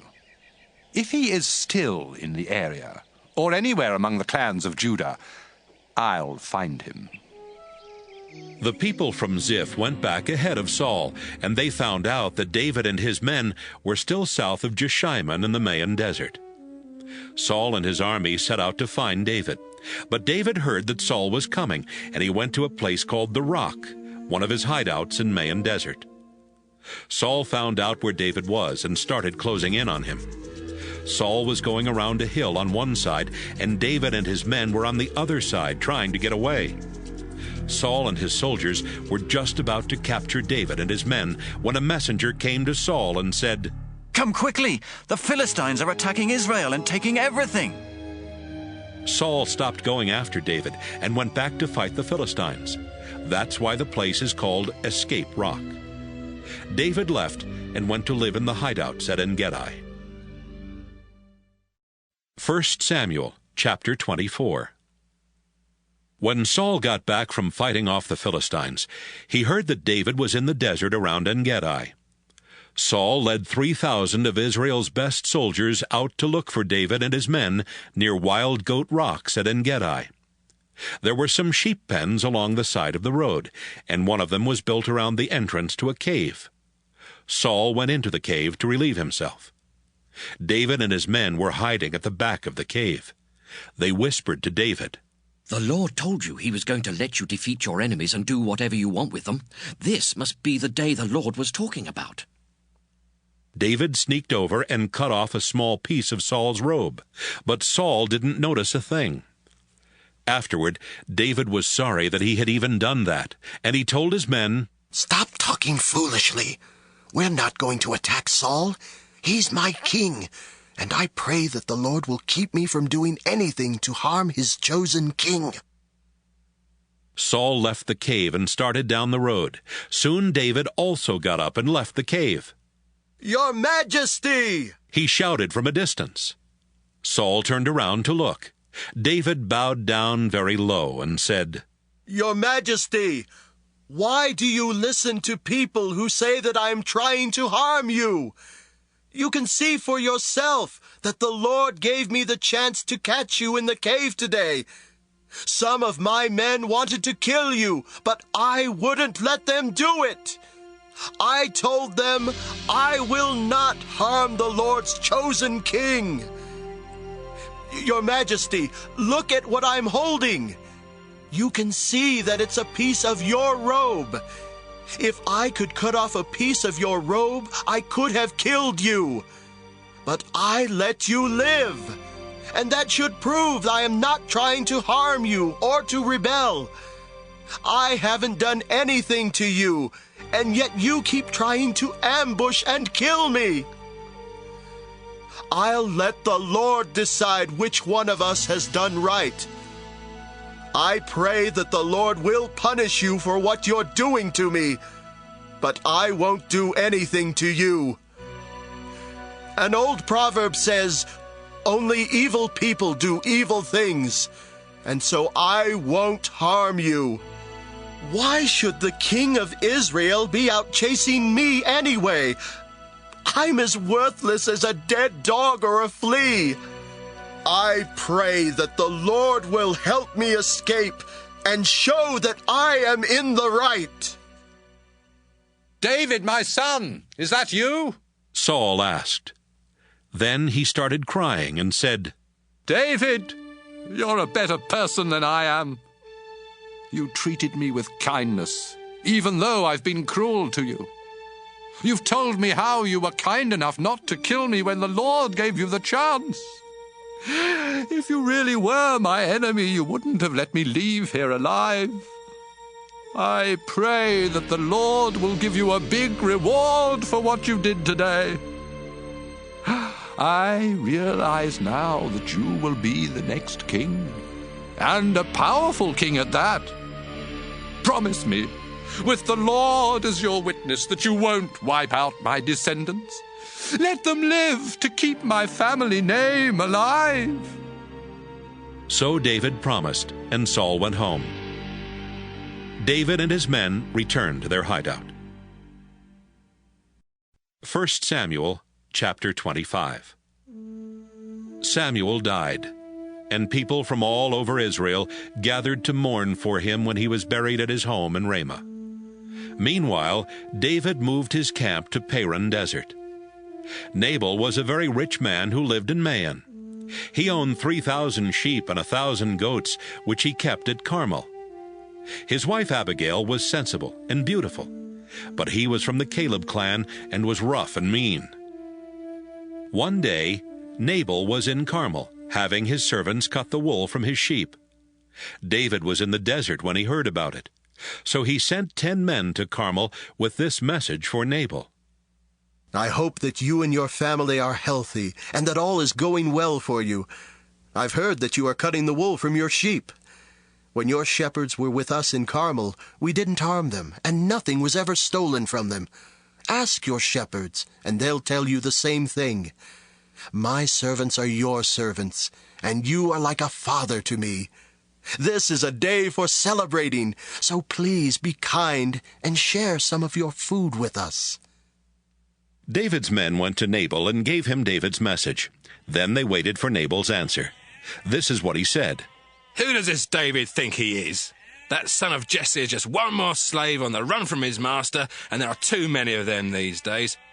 What makes you think I'll take my bread, my water, and the meat that I've cooked for my own servants and give it to you?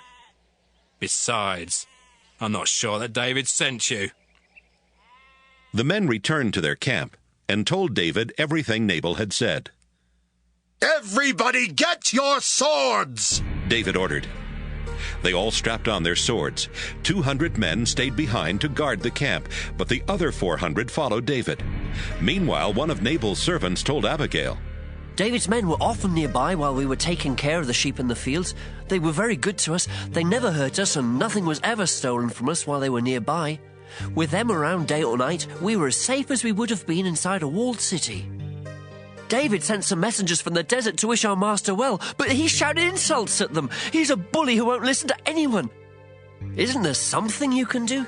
Please think of something, or else our master and his family and everyone who works for him are all doomed." Abigail quickly got together 200 loaves of bread, 2 large clay jars of wine, the meat from 5 sheep, a large sack of roasted grain, 100 handfuls of raisins, and 200 handfuls of dried figs. She loaded all the food on donkeys and told her servants, "Take this on ahead, and I'll catch up with you." She didn't tell her husband Nabal what she was doing. Abigail was riding her donkey on the path that led around the hillside, when suddenly she met David and his men heading straight at her. David had just been saying, "I surely wasted my time guarding Nabal's things in the desert and keeping them from being stolen. I was good to him, and now he pays me back with insults. I swear that by morning there won't be a man or boy left from his family or his servants' families. I pray that God will punish me if I don't do it." Abigail quickly got off her donkey and bowed down in front of David. Then she said, "Sir, please let me explain. Don't pay any attention to that good-for-nothing Nabal. His name means fool, and it really fits him. I didn't see the men you sent, but please take this gift of food that I brought and share it with your followers. The Lord has kept you from taking revenge and from killing innocent people. But I hope your enemies and anyone else who wants to harm you will end up like Nabal. I swear this by the living Lord and by your life. Please forgive me if I say a little more. The Lord will always protect you and your family because you fight for Him. I pray that you won't ever do anything evil as long as you live. The Lord your God will keep you safe when your enemies try to kill you, but He will snatch away their lives quicker than you can throw a rock from a sling.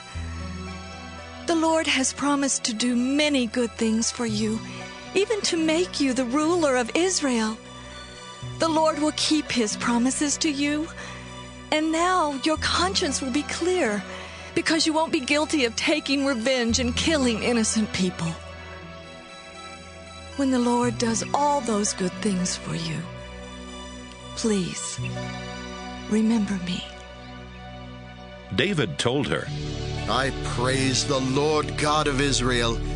He must have sent you to meet me today, and you should also be praised. Your good sense kept me from taking revenge and killing innocent people. If you hadn't come to meet me so quickly, every man and boy in Nabal's family and in his servants' families would have been killed by morning. I swear by the living Lord God of Israel who protected you that this is the truth." David accepted the food Abigail had brought. "Don't worry," he said. You can go home now. I'll do what you asked. Abigail went back home and found Nabal throwing a party fit for a king. He was very drunk and feeling good, so she didn't tell him anything that night. But when he sobered up the next morning, Abigail told him everything that had happened. Nabal had a heart attack, and he lay in his bed as still as a stone. 10 days later, the Lord took his life. David heard that Nabal had died. I praise the Lord, David said. He has judged Nabal guilty for insulting me. The Lord kept me from doing anything wrong, and he made sure that Nabal hurt only himself with his own evil. Abigail was still at Carmel, so David sent messengers to ask her if she would marry him. She bowed down and said, I would willingly be David's slave and wash his servants' feet. Abigail quickly got ready and went back with David's messengers. She rode on her donkey while 5 of her servant women walked alongside. She and David were married as soon as she arrived. David had earlier married Ahinoam from the town of Jezreel, so both she and Abigail were now David's wives. Meanwhile, Saul had arranged for Michal to marry Paltai, the son of Laish, who came from the town of Galim. 1 Samuel chapter 26. Once again, some people from Ziph went to Gibeah to talk with Saul. David has a hideout in Mount Hakeilah, near Jeshimon, out in the desert, they told him. Saul took 3,000 of Israel's best soldiers and went to look for David there in Ziph desert. Saul set up camp on Mount Hakeilah, which is across the road from Jeshimon, but David was hiding out in the desert. When David heard that Saul was following him, he sent some spies to find out if it was true. Then he sneaked up to Saul's camp.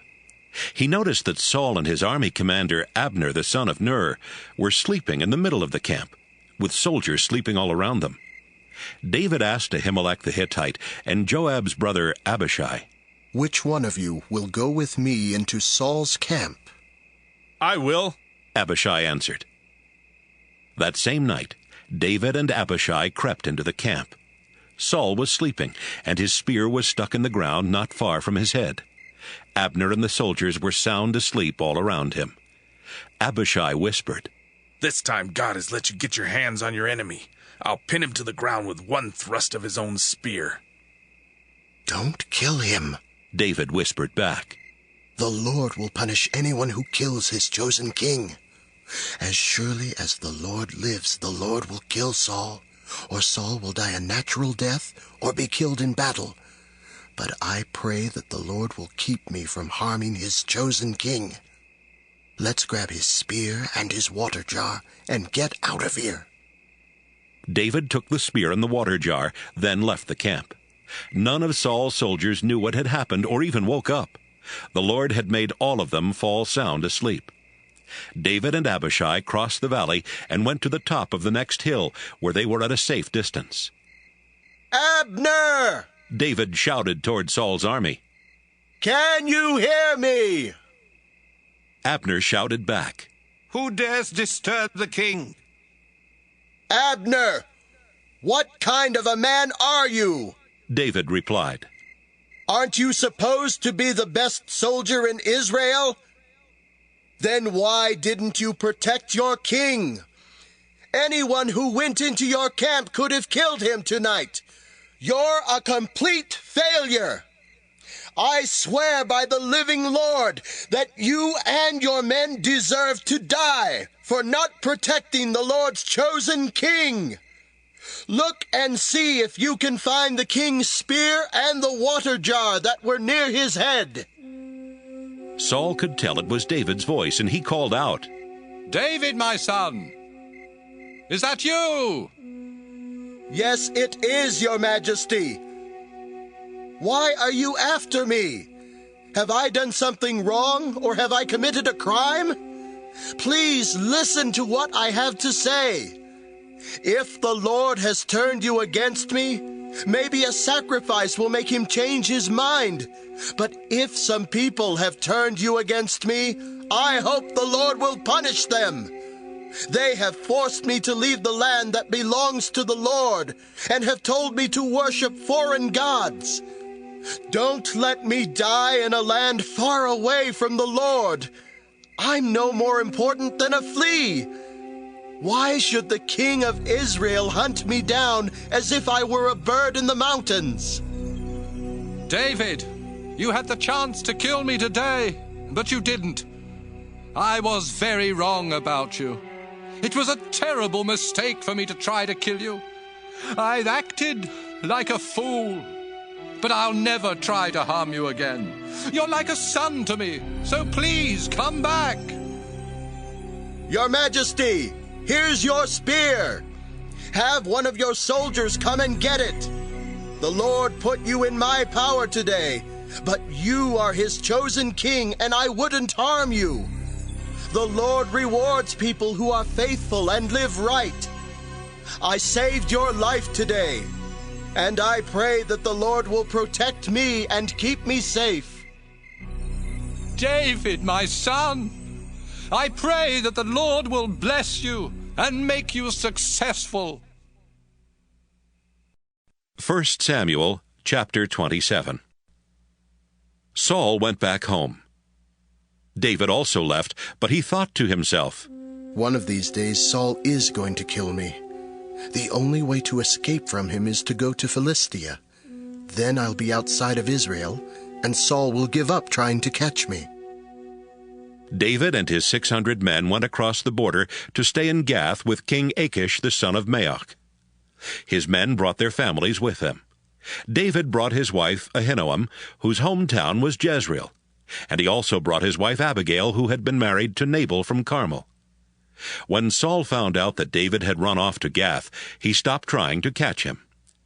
One day David was talking with Achish and said, If you are happy with me, then let me live in one of the towns in the countryside.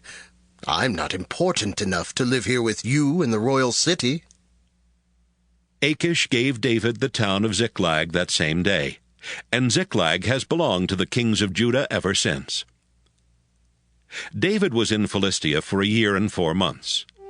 The Geshurites, the Girzites, and the Amalekites lived in the area from Telem to Shur and on as far as Egypt, and David often attacked their towns.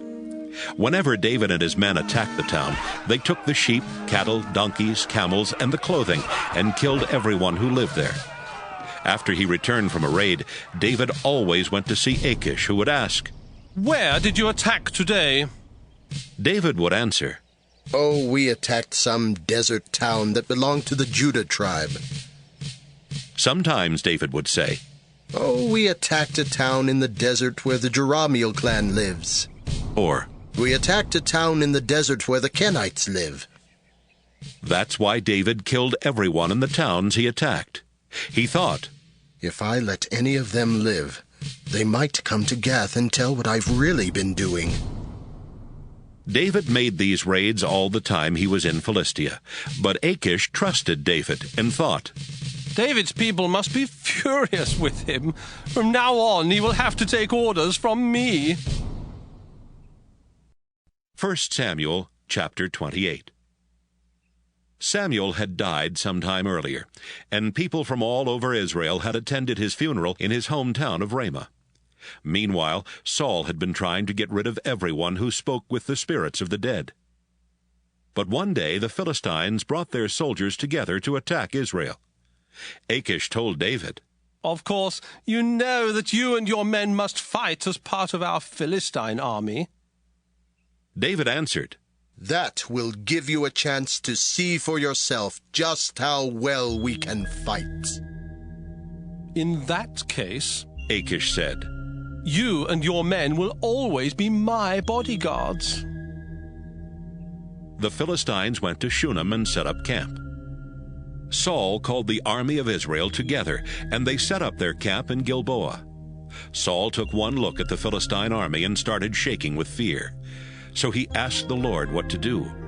But the Lord would not answer, either in a dream or by a priest or a prophet. Then Saul told his officers, Find me a woman who can talk to the spirits of the dead. I'll go to her and find out what's going to happen. His servants told him, "There's a woman at Endor who can talk to spirits of the dead." That night, Saul put on different clothing so nobody would recognize him. Then he and 2 of his men went to the woman and asked, "Will you bring up the ghost of someone for us?" The woman said, Why are you trying to trick me and get me killed? You know King Saul has gotten rid of everyone who talks to the spirits of the dead. Saul replied, "I swear by the living Lord that nothing will happen to you because of this." Who do you want me to bring up? She asked. "Bring up the ghost of Samuel," he answered. When the woman saw Samuel, she screamed. Then she turned to Saul and said, You've tricked me! You're the king! "Don't be afraid," Saul replied. "Just tell me what you see."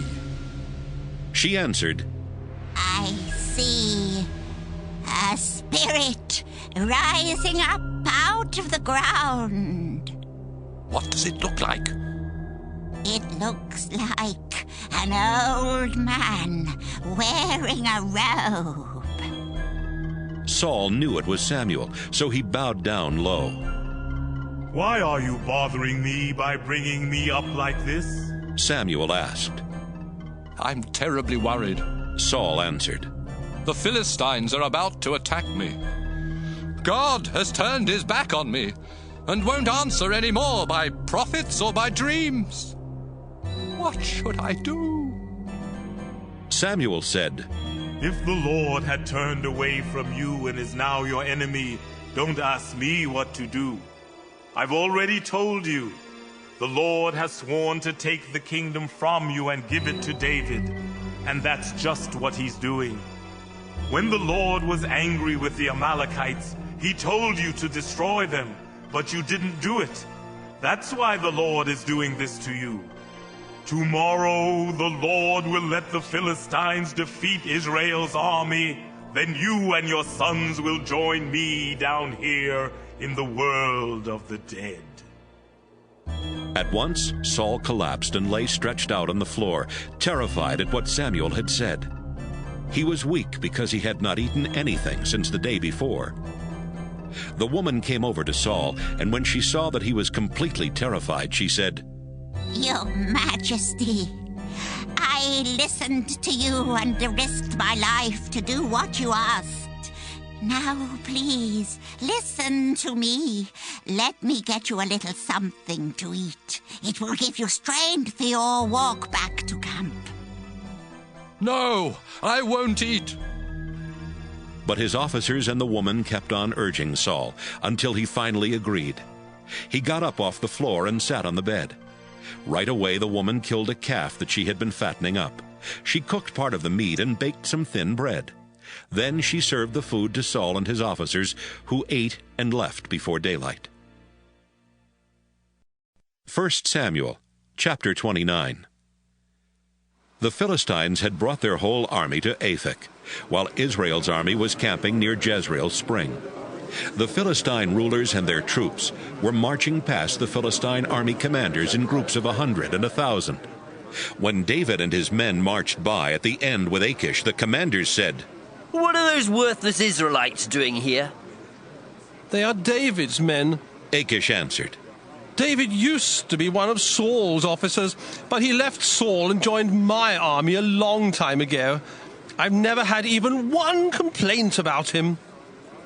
The Philistine army commanders were angry and shouted, Send David back to the town you gave him. We won't have him going into the battle with us. He could turn and fight against us. Saul would take David back as an officer if David brought him the heads of our soldiers. The Israelites even dance and sing.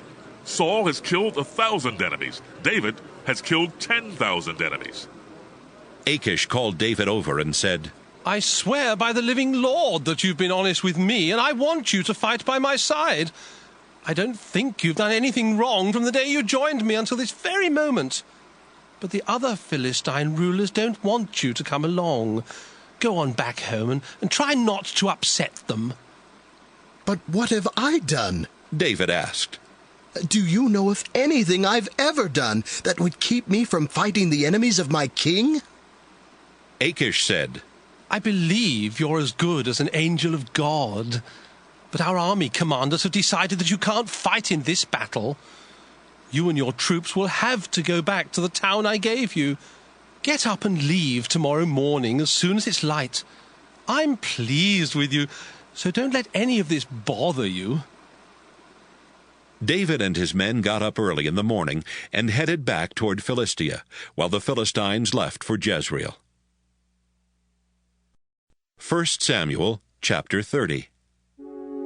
It took David and his men 3 days to reach Ziklag. But while they had been away, the Amalekites had been raiding in the desert around there. They had attacked Ziklag, burned it to the ground, and had taken away the women and children. When David and his men came to Ziklag, they saw the burned-out ruins and learned that their families had been taken captive. They started crying and kept it up until they were too weak to cry anymore. David's 2 wives, Ahinoam and Abigail, had been taken captive with everyone else. David was desperate. His soldiers were so upset over what had happened to their sons and daughters that they were thinking about stoning David to death. But he felt the Lord God giving him strength, and he said to the priest, Abiathar, let's ask God what to do. Abiathar brought everything he needed to get answers from God, and he went over to David. Then David asked the Lord, Should I go after the people who raided our town? Can I catch up with them? Go after them, the Lord answered. You will catch up with them, and you will rescue your families. David led his 600 men to Besor Gorge, but 200 of them were too tired to go across. So they stayed behind while David and the other 400 men crossed the gorge. Some of David's men found an Egyptian out in a field and took him to David. They gave the Egyptian some bread, and he ate it. Then they gave him a drink of water, some dried figs, and 2 handfuls of raisins. This was the first time in 3 days he had tasted food or water. Now he felt much better. Who is your master? David asked. And where do you come from? I'm from Egypt. The young man answered. I'm the servant of an Amalekite, but he left me here 3 days ago because I was sick. We had attacked some towns in the desert where the Kerethites live, in the area that belongs to Judah, and in the desert where the Caleb clan lives. And we burned down Ziklag. Will you take me to those Amalekites? David asked. Yes, I will, if you promise with God as a witness that you won't kill me or hand me over to my master. He led David to the Amalekites. They were eating and drinking everywhere, celebrating because of what they had taken from Philistia and Judah. David attacked just before sunrise the next day and fought until sunset. 400 Amalekites rode away on camels, but they were the only ones who escaped. David rescued his 2 wives and everyone else the Amalekites had taken from Ziklag. No one was missing, young or old, sons or daughters. David brought back everything that had been stolen, including their livestock. David also took the sheep and cattle that the Amalekites had with them, but he kept these separate from the others. Everyone agreed that these would be David's reward. On the way back, David went to the 200 men he had left at Besor Gorge because they had been too tired to keep up with him. They came toward David and the people who were with him. When David was close enough, he greeted the 200 men and asked how they were doing. Some of David's men were good-for-nothings, and they said, Those men didn't go with us to the battle, so they don't get any of the things we took back from the Amalekites. Let them take their wives and children and go. But David said, My friends, don't be so greedy with what the Lord has given us. The Lord protected us and gave us victory over the people who attacked. Who would pay attention to you anyway? Soldiers who stay behind to guard the camp get as much as those who go into battle. David made this a law for Israel, and it has been the same ever since. David went back to Ziklag with everything they had taken from the Amalekites. He sent some of these things as gifts to his friends who were leaders of Judah and told them, We took these things from the Lord's enemies. Please accept them as a gift. This is a list of the towns where David sent gifts: Bethel, Ramoth in the southern desert, Jattir, Aroer, Siphmoth, Eshtemoa, Rachel, the towns belonging to the Jerahmeelites and the Kenites, Hormah, Borashan, Athek, and Hebron. He also sent gifts to the other towns where he and his men had traveled. 1 Samuel chapter 31. Meanwhile, the Philistines were fighting Israel at Mount Gilboa. Israel's soldiers ran from the Philistines, and many of them were killed. The Philistines closed in on Saul and his sons, and they killed his sons Jonathan, Abinadab, and Malchishua. The fighting was fierce around Saul, and he was badly wounded by enemy arrows. Saul told the soldier who carried his weapons, "Kill me with your sword. I don't want those worthless Philistines to torture me and make fun." But the soldier was afraid to kill him. Saul then took out his own sword. He stuck the blade into his stomach and fell on it. When the soldier knew that Saul was dead, he killed himself in the same way. Saul was dead. His 3 sons were dead, and the soldier who carried his weapons was dead. They and all his soldiers died on that same day. The Israelites on the other side of Jezreel Valley and the other side of the Jordan learned that Saul and his sons were dead. They saw that the Israelite army had run away, so they ran away too, and the Philistines moved into the towns the Israelites had left behind. The day after the battle, when the Philistines returned to the battlefield to take the weapons of the dead Israelite soldiers, they found Saul and his 3 sons lying dead on Mount Gilboa. The Philistines cut off Saul's head and pulled off his armor. Then they put his armor in the temple of the goddess Astarte, and they nailed his body to the city wall of Bethshan. They also sent messengers everywhere in Philistia to spread the good news in the temples of their idols and among their people. The people who lived in Jabesh and Gilead heard what the Philistines had done to Saul's body. So one night, some brave men from Jabesh went to Bethshan. They took down the bodies of Saul and his sons, then brought them back to Jabesh and burned them.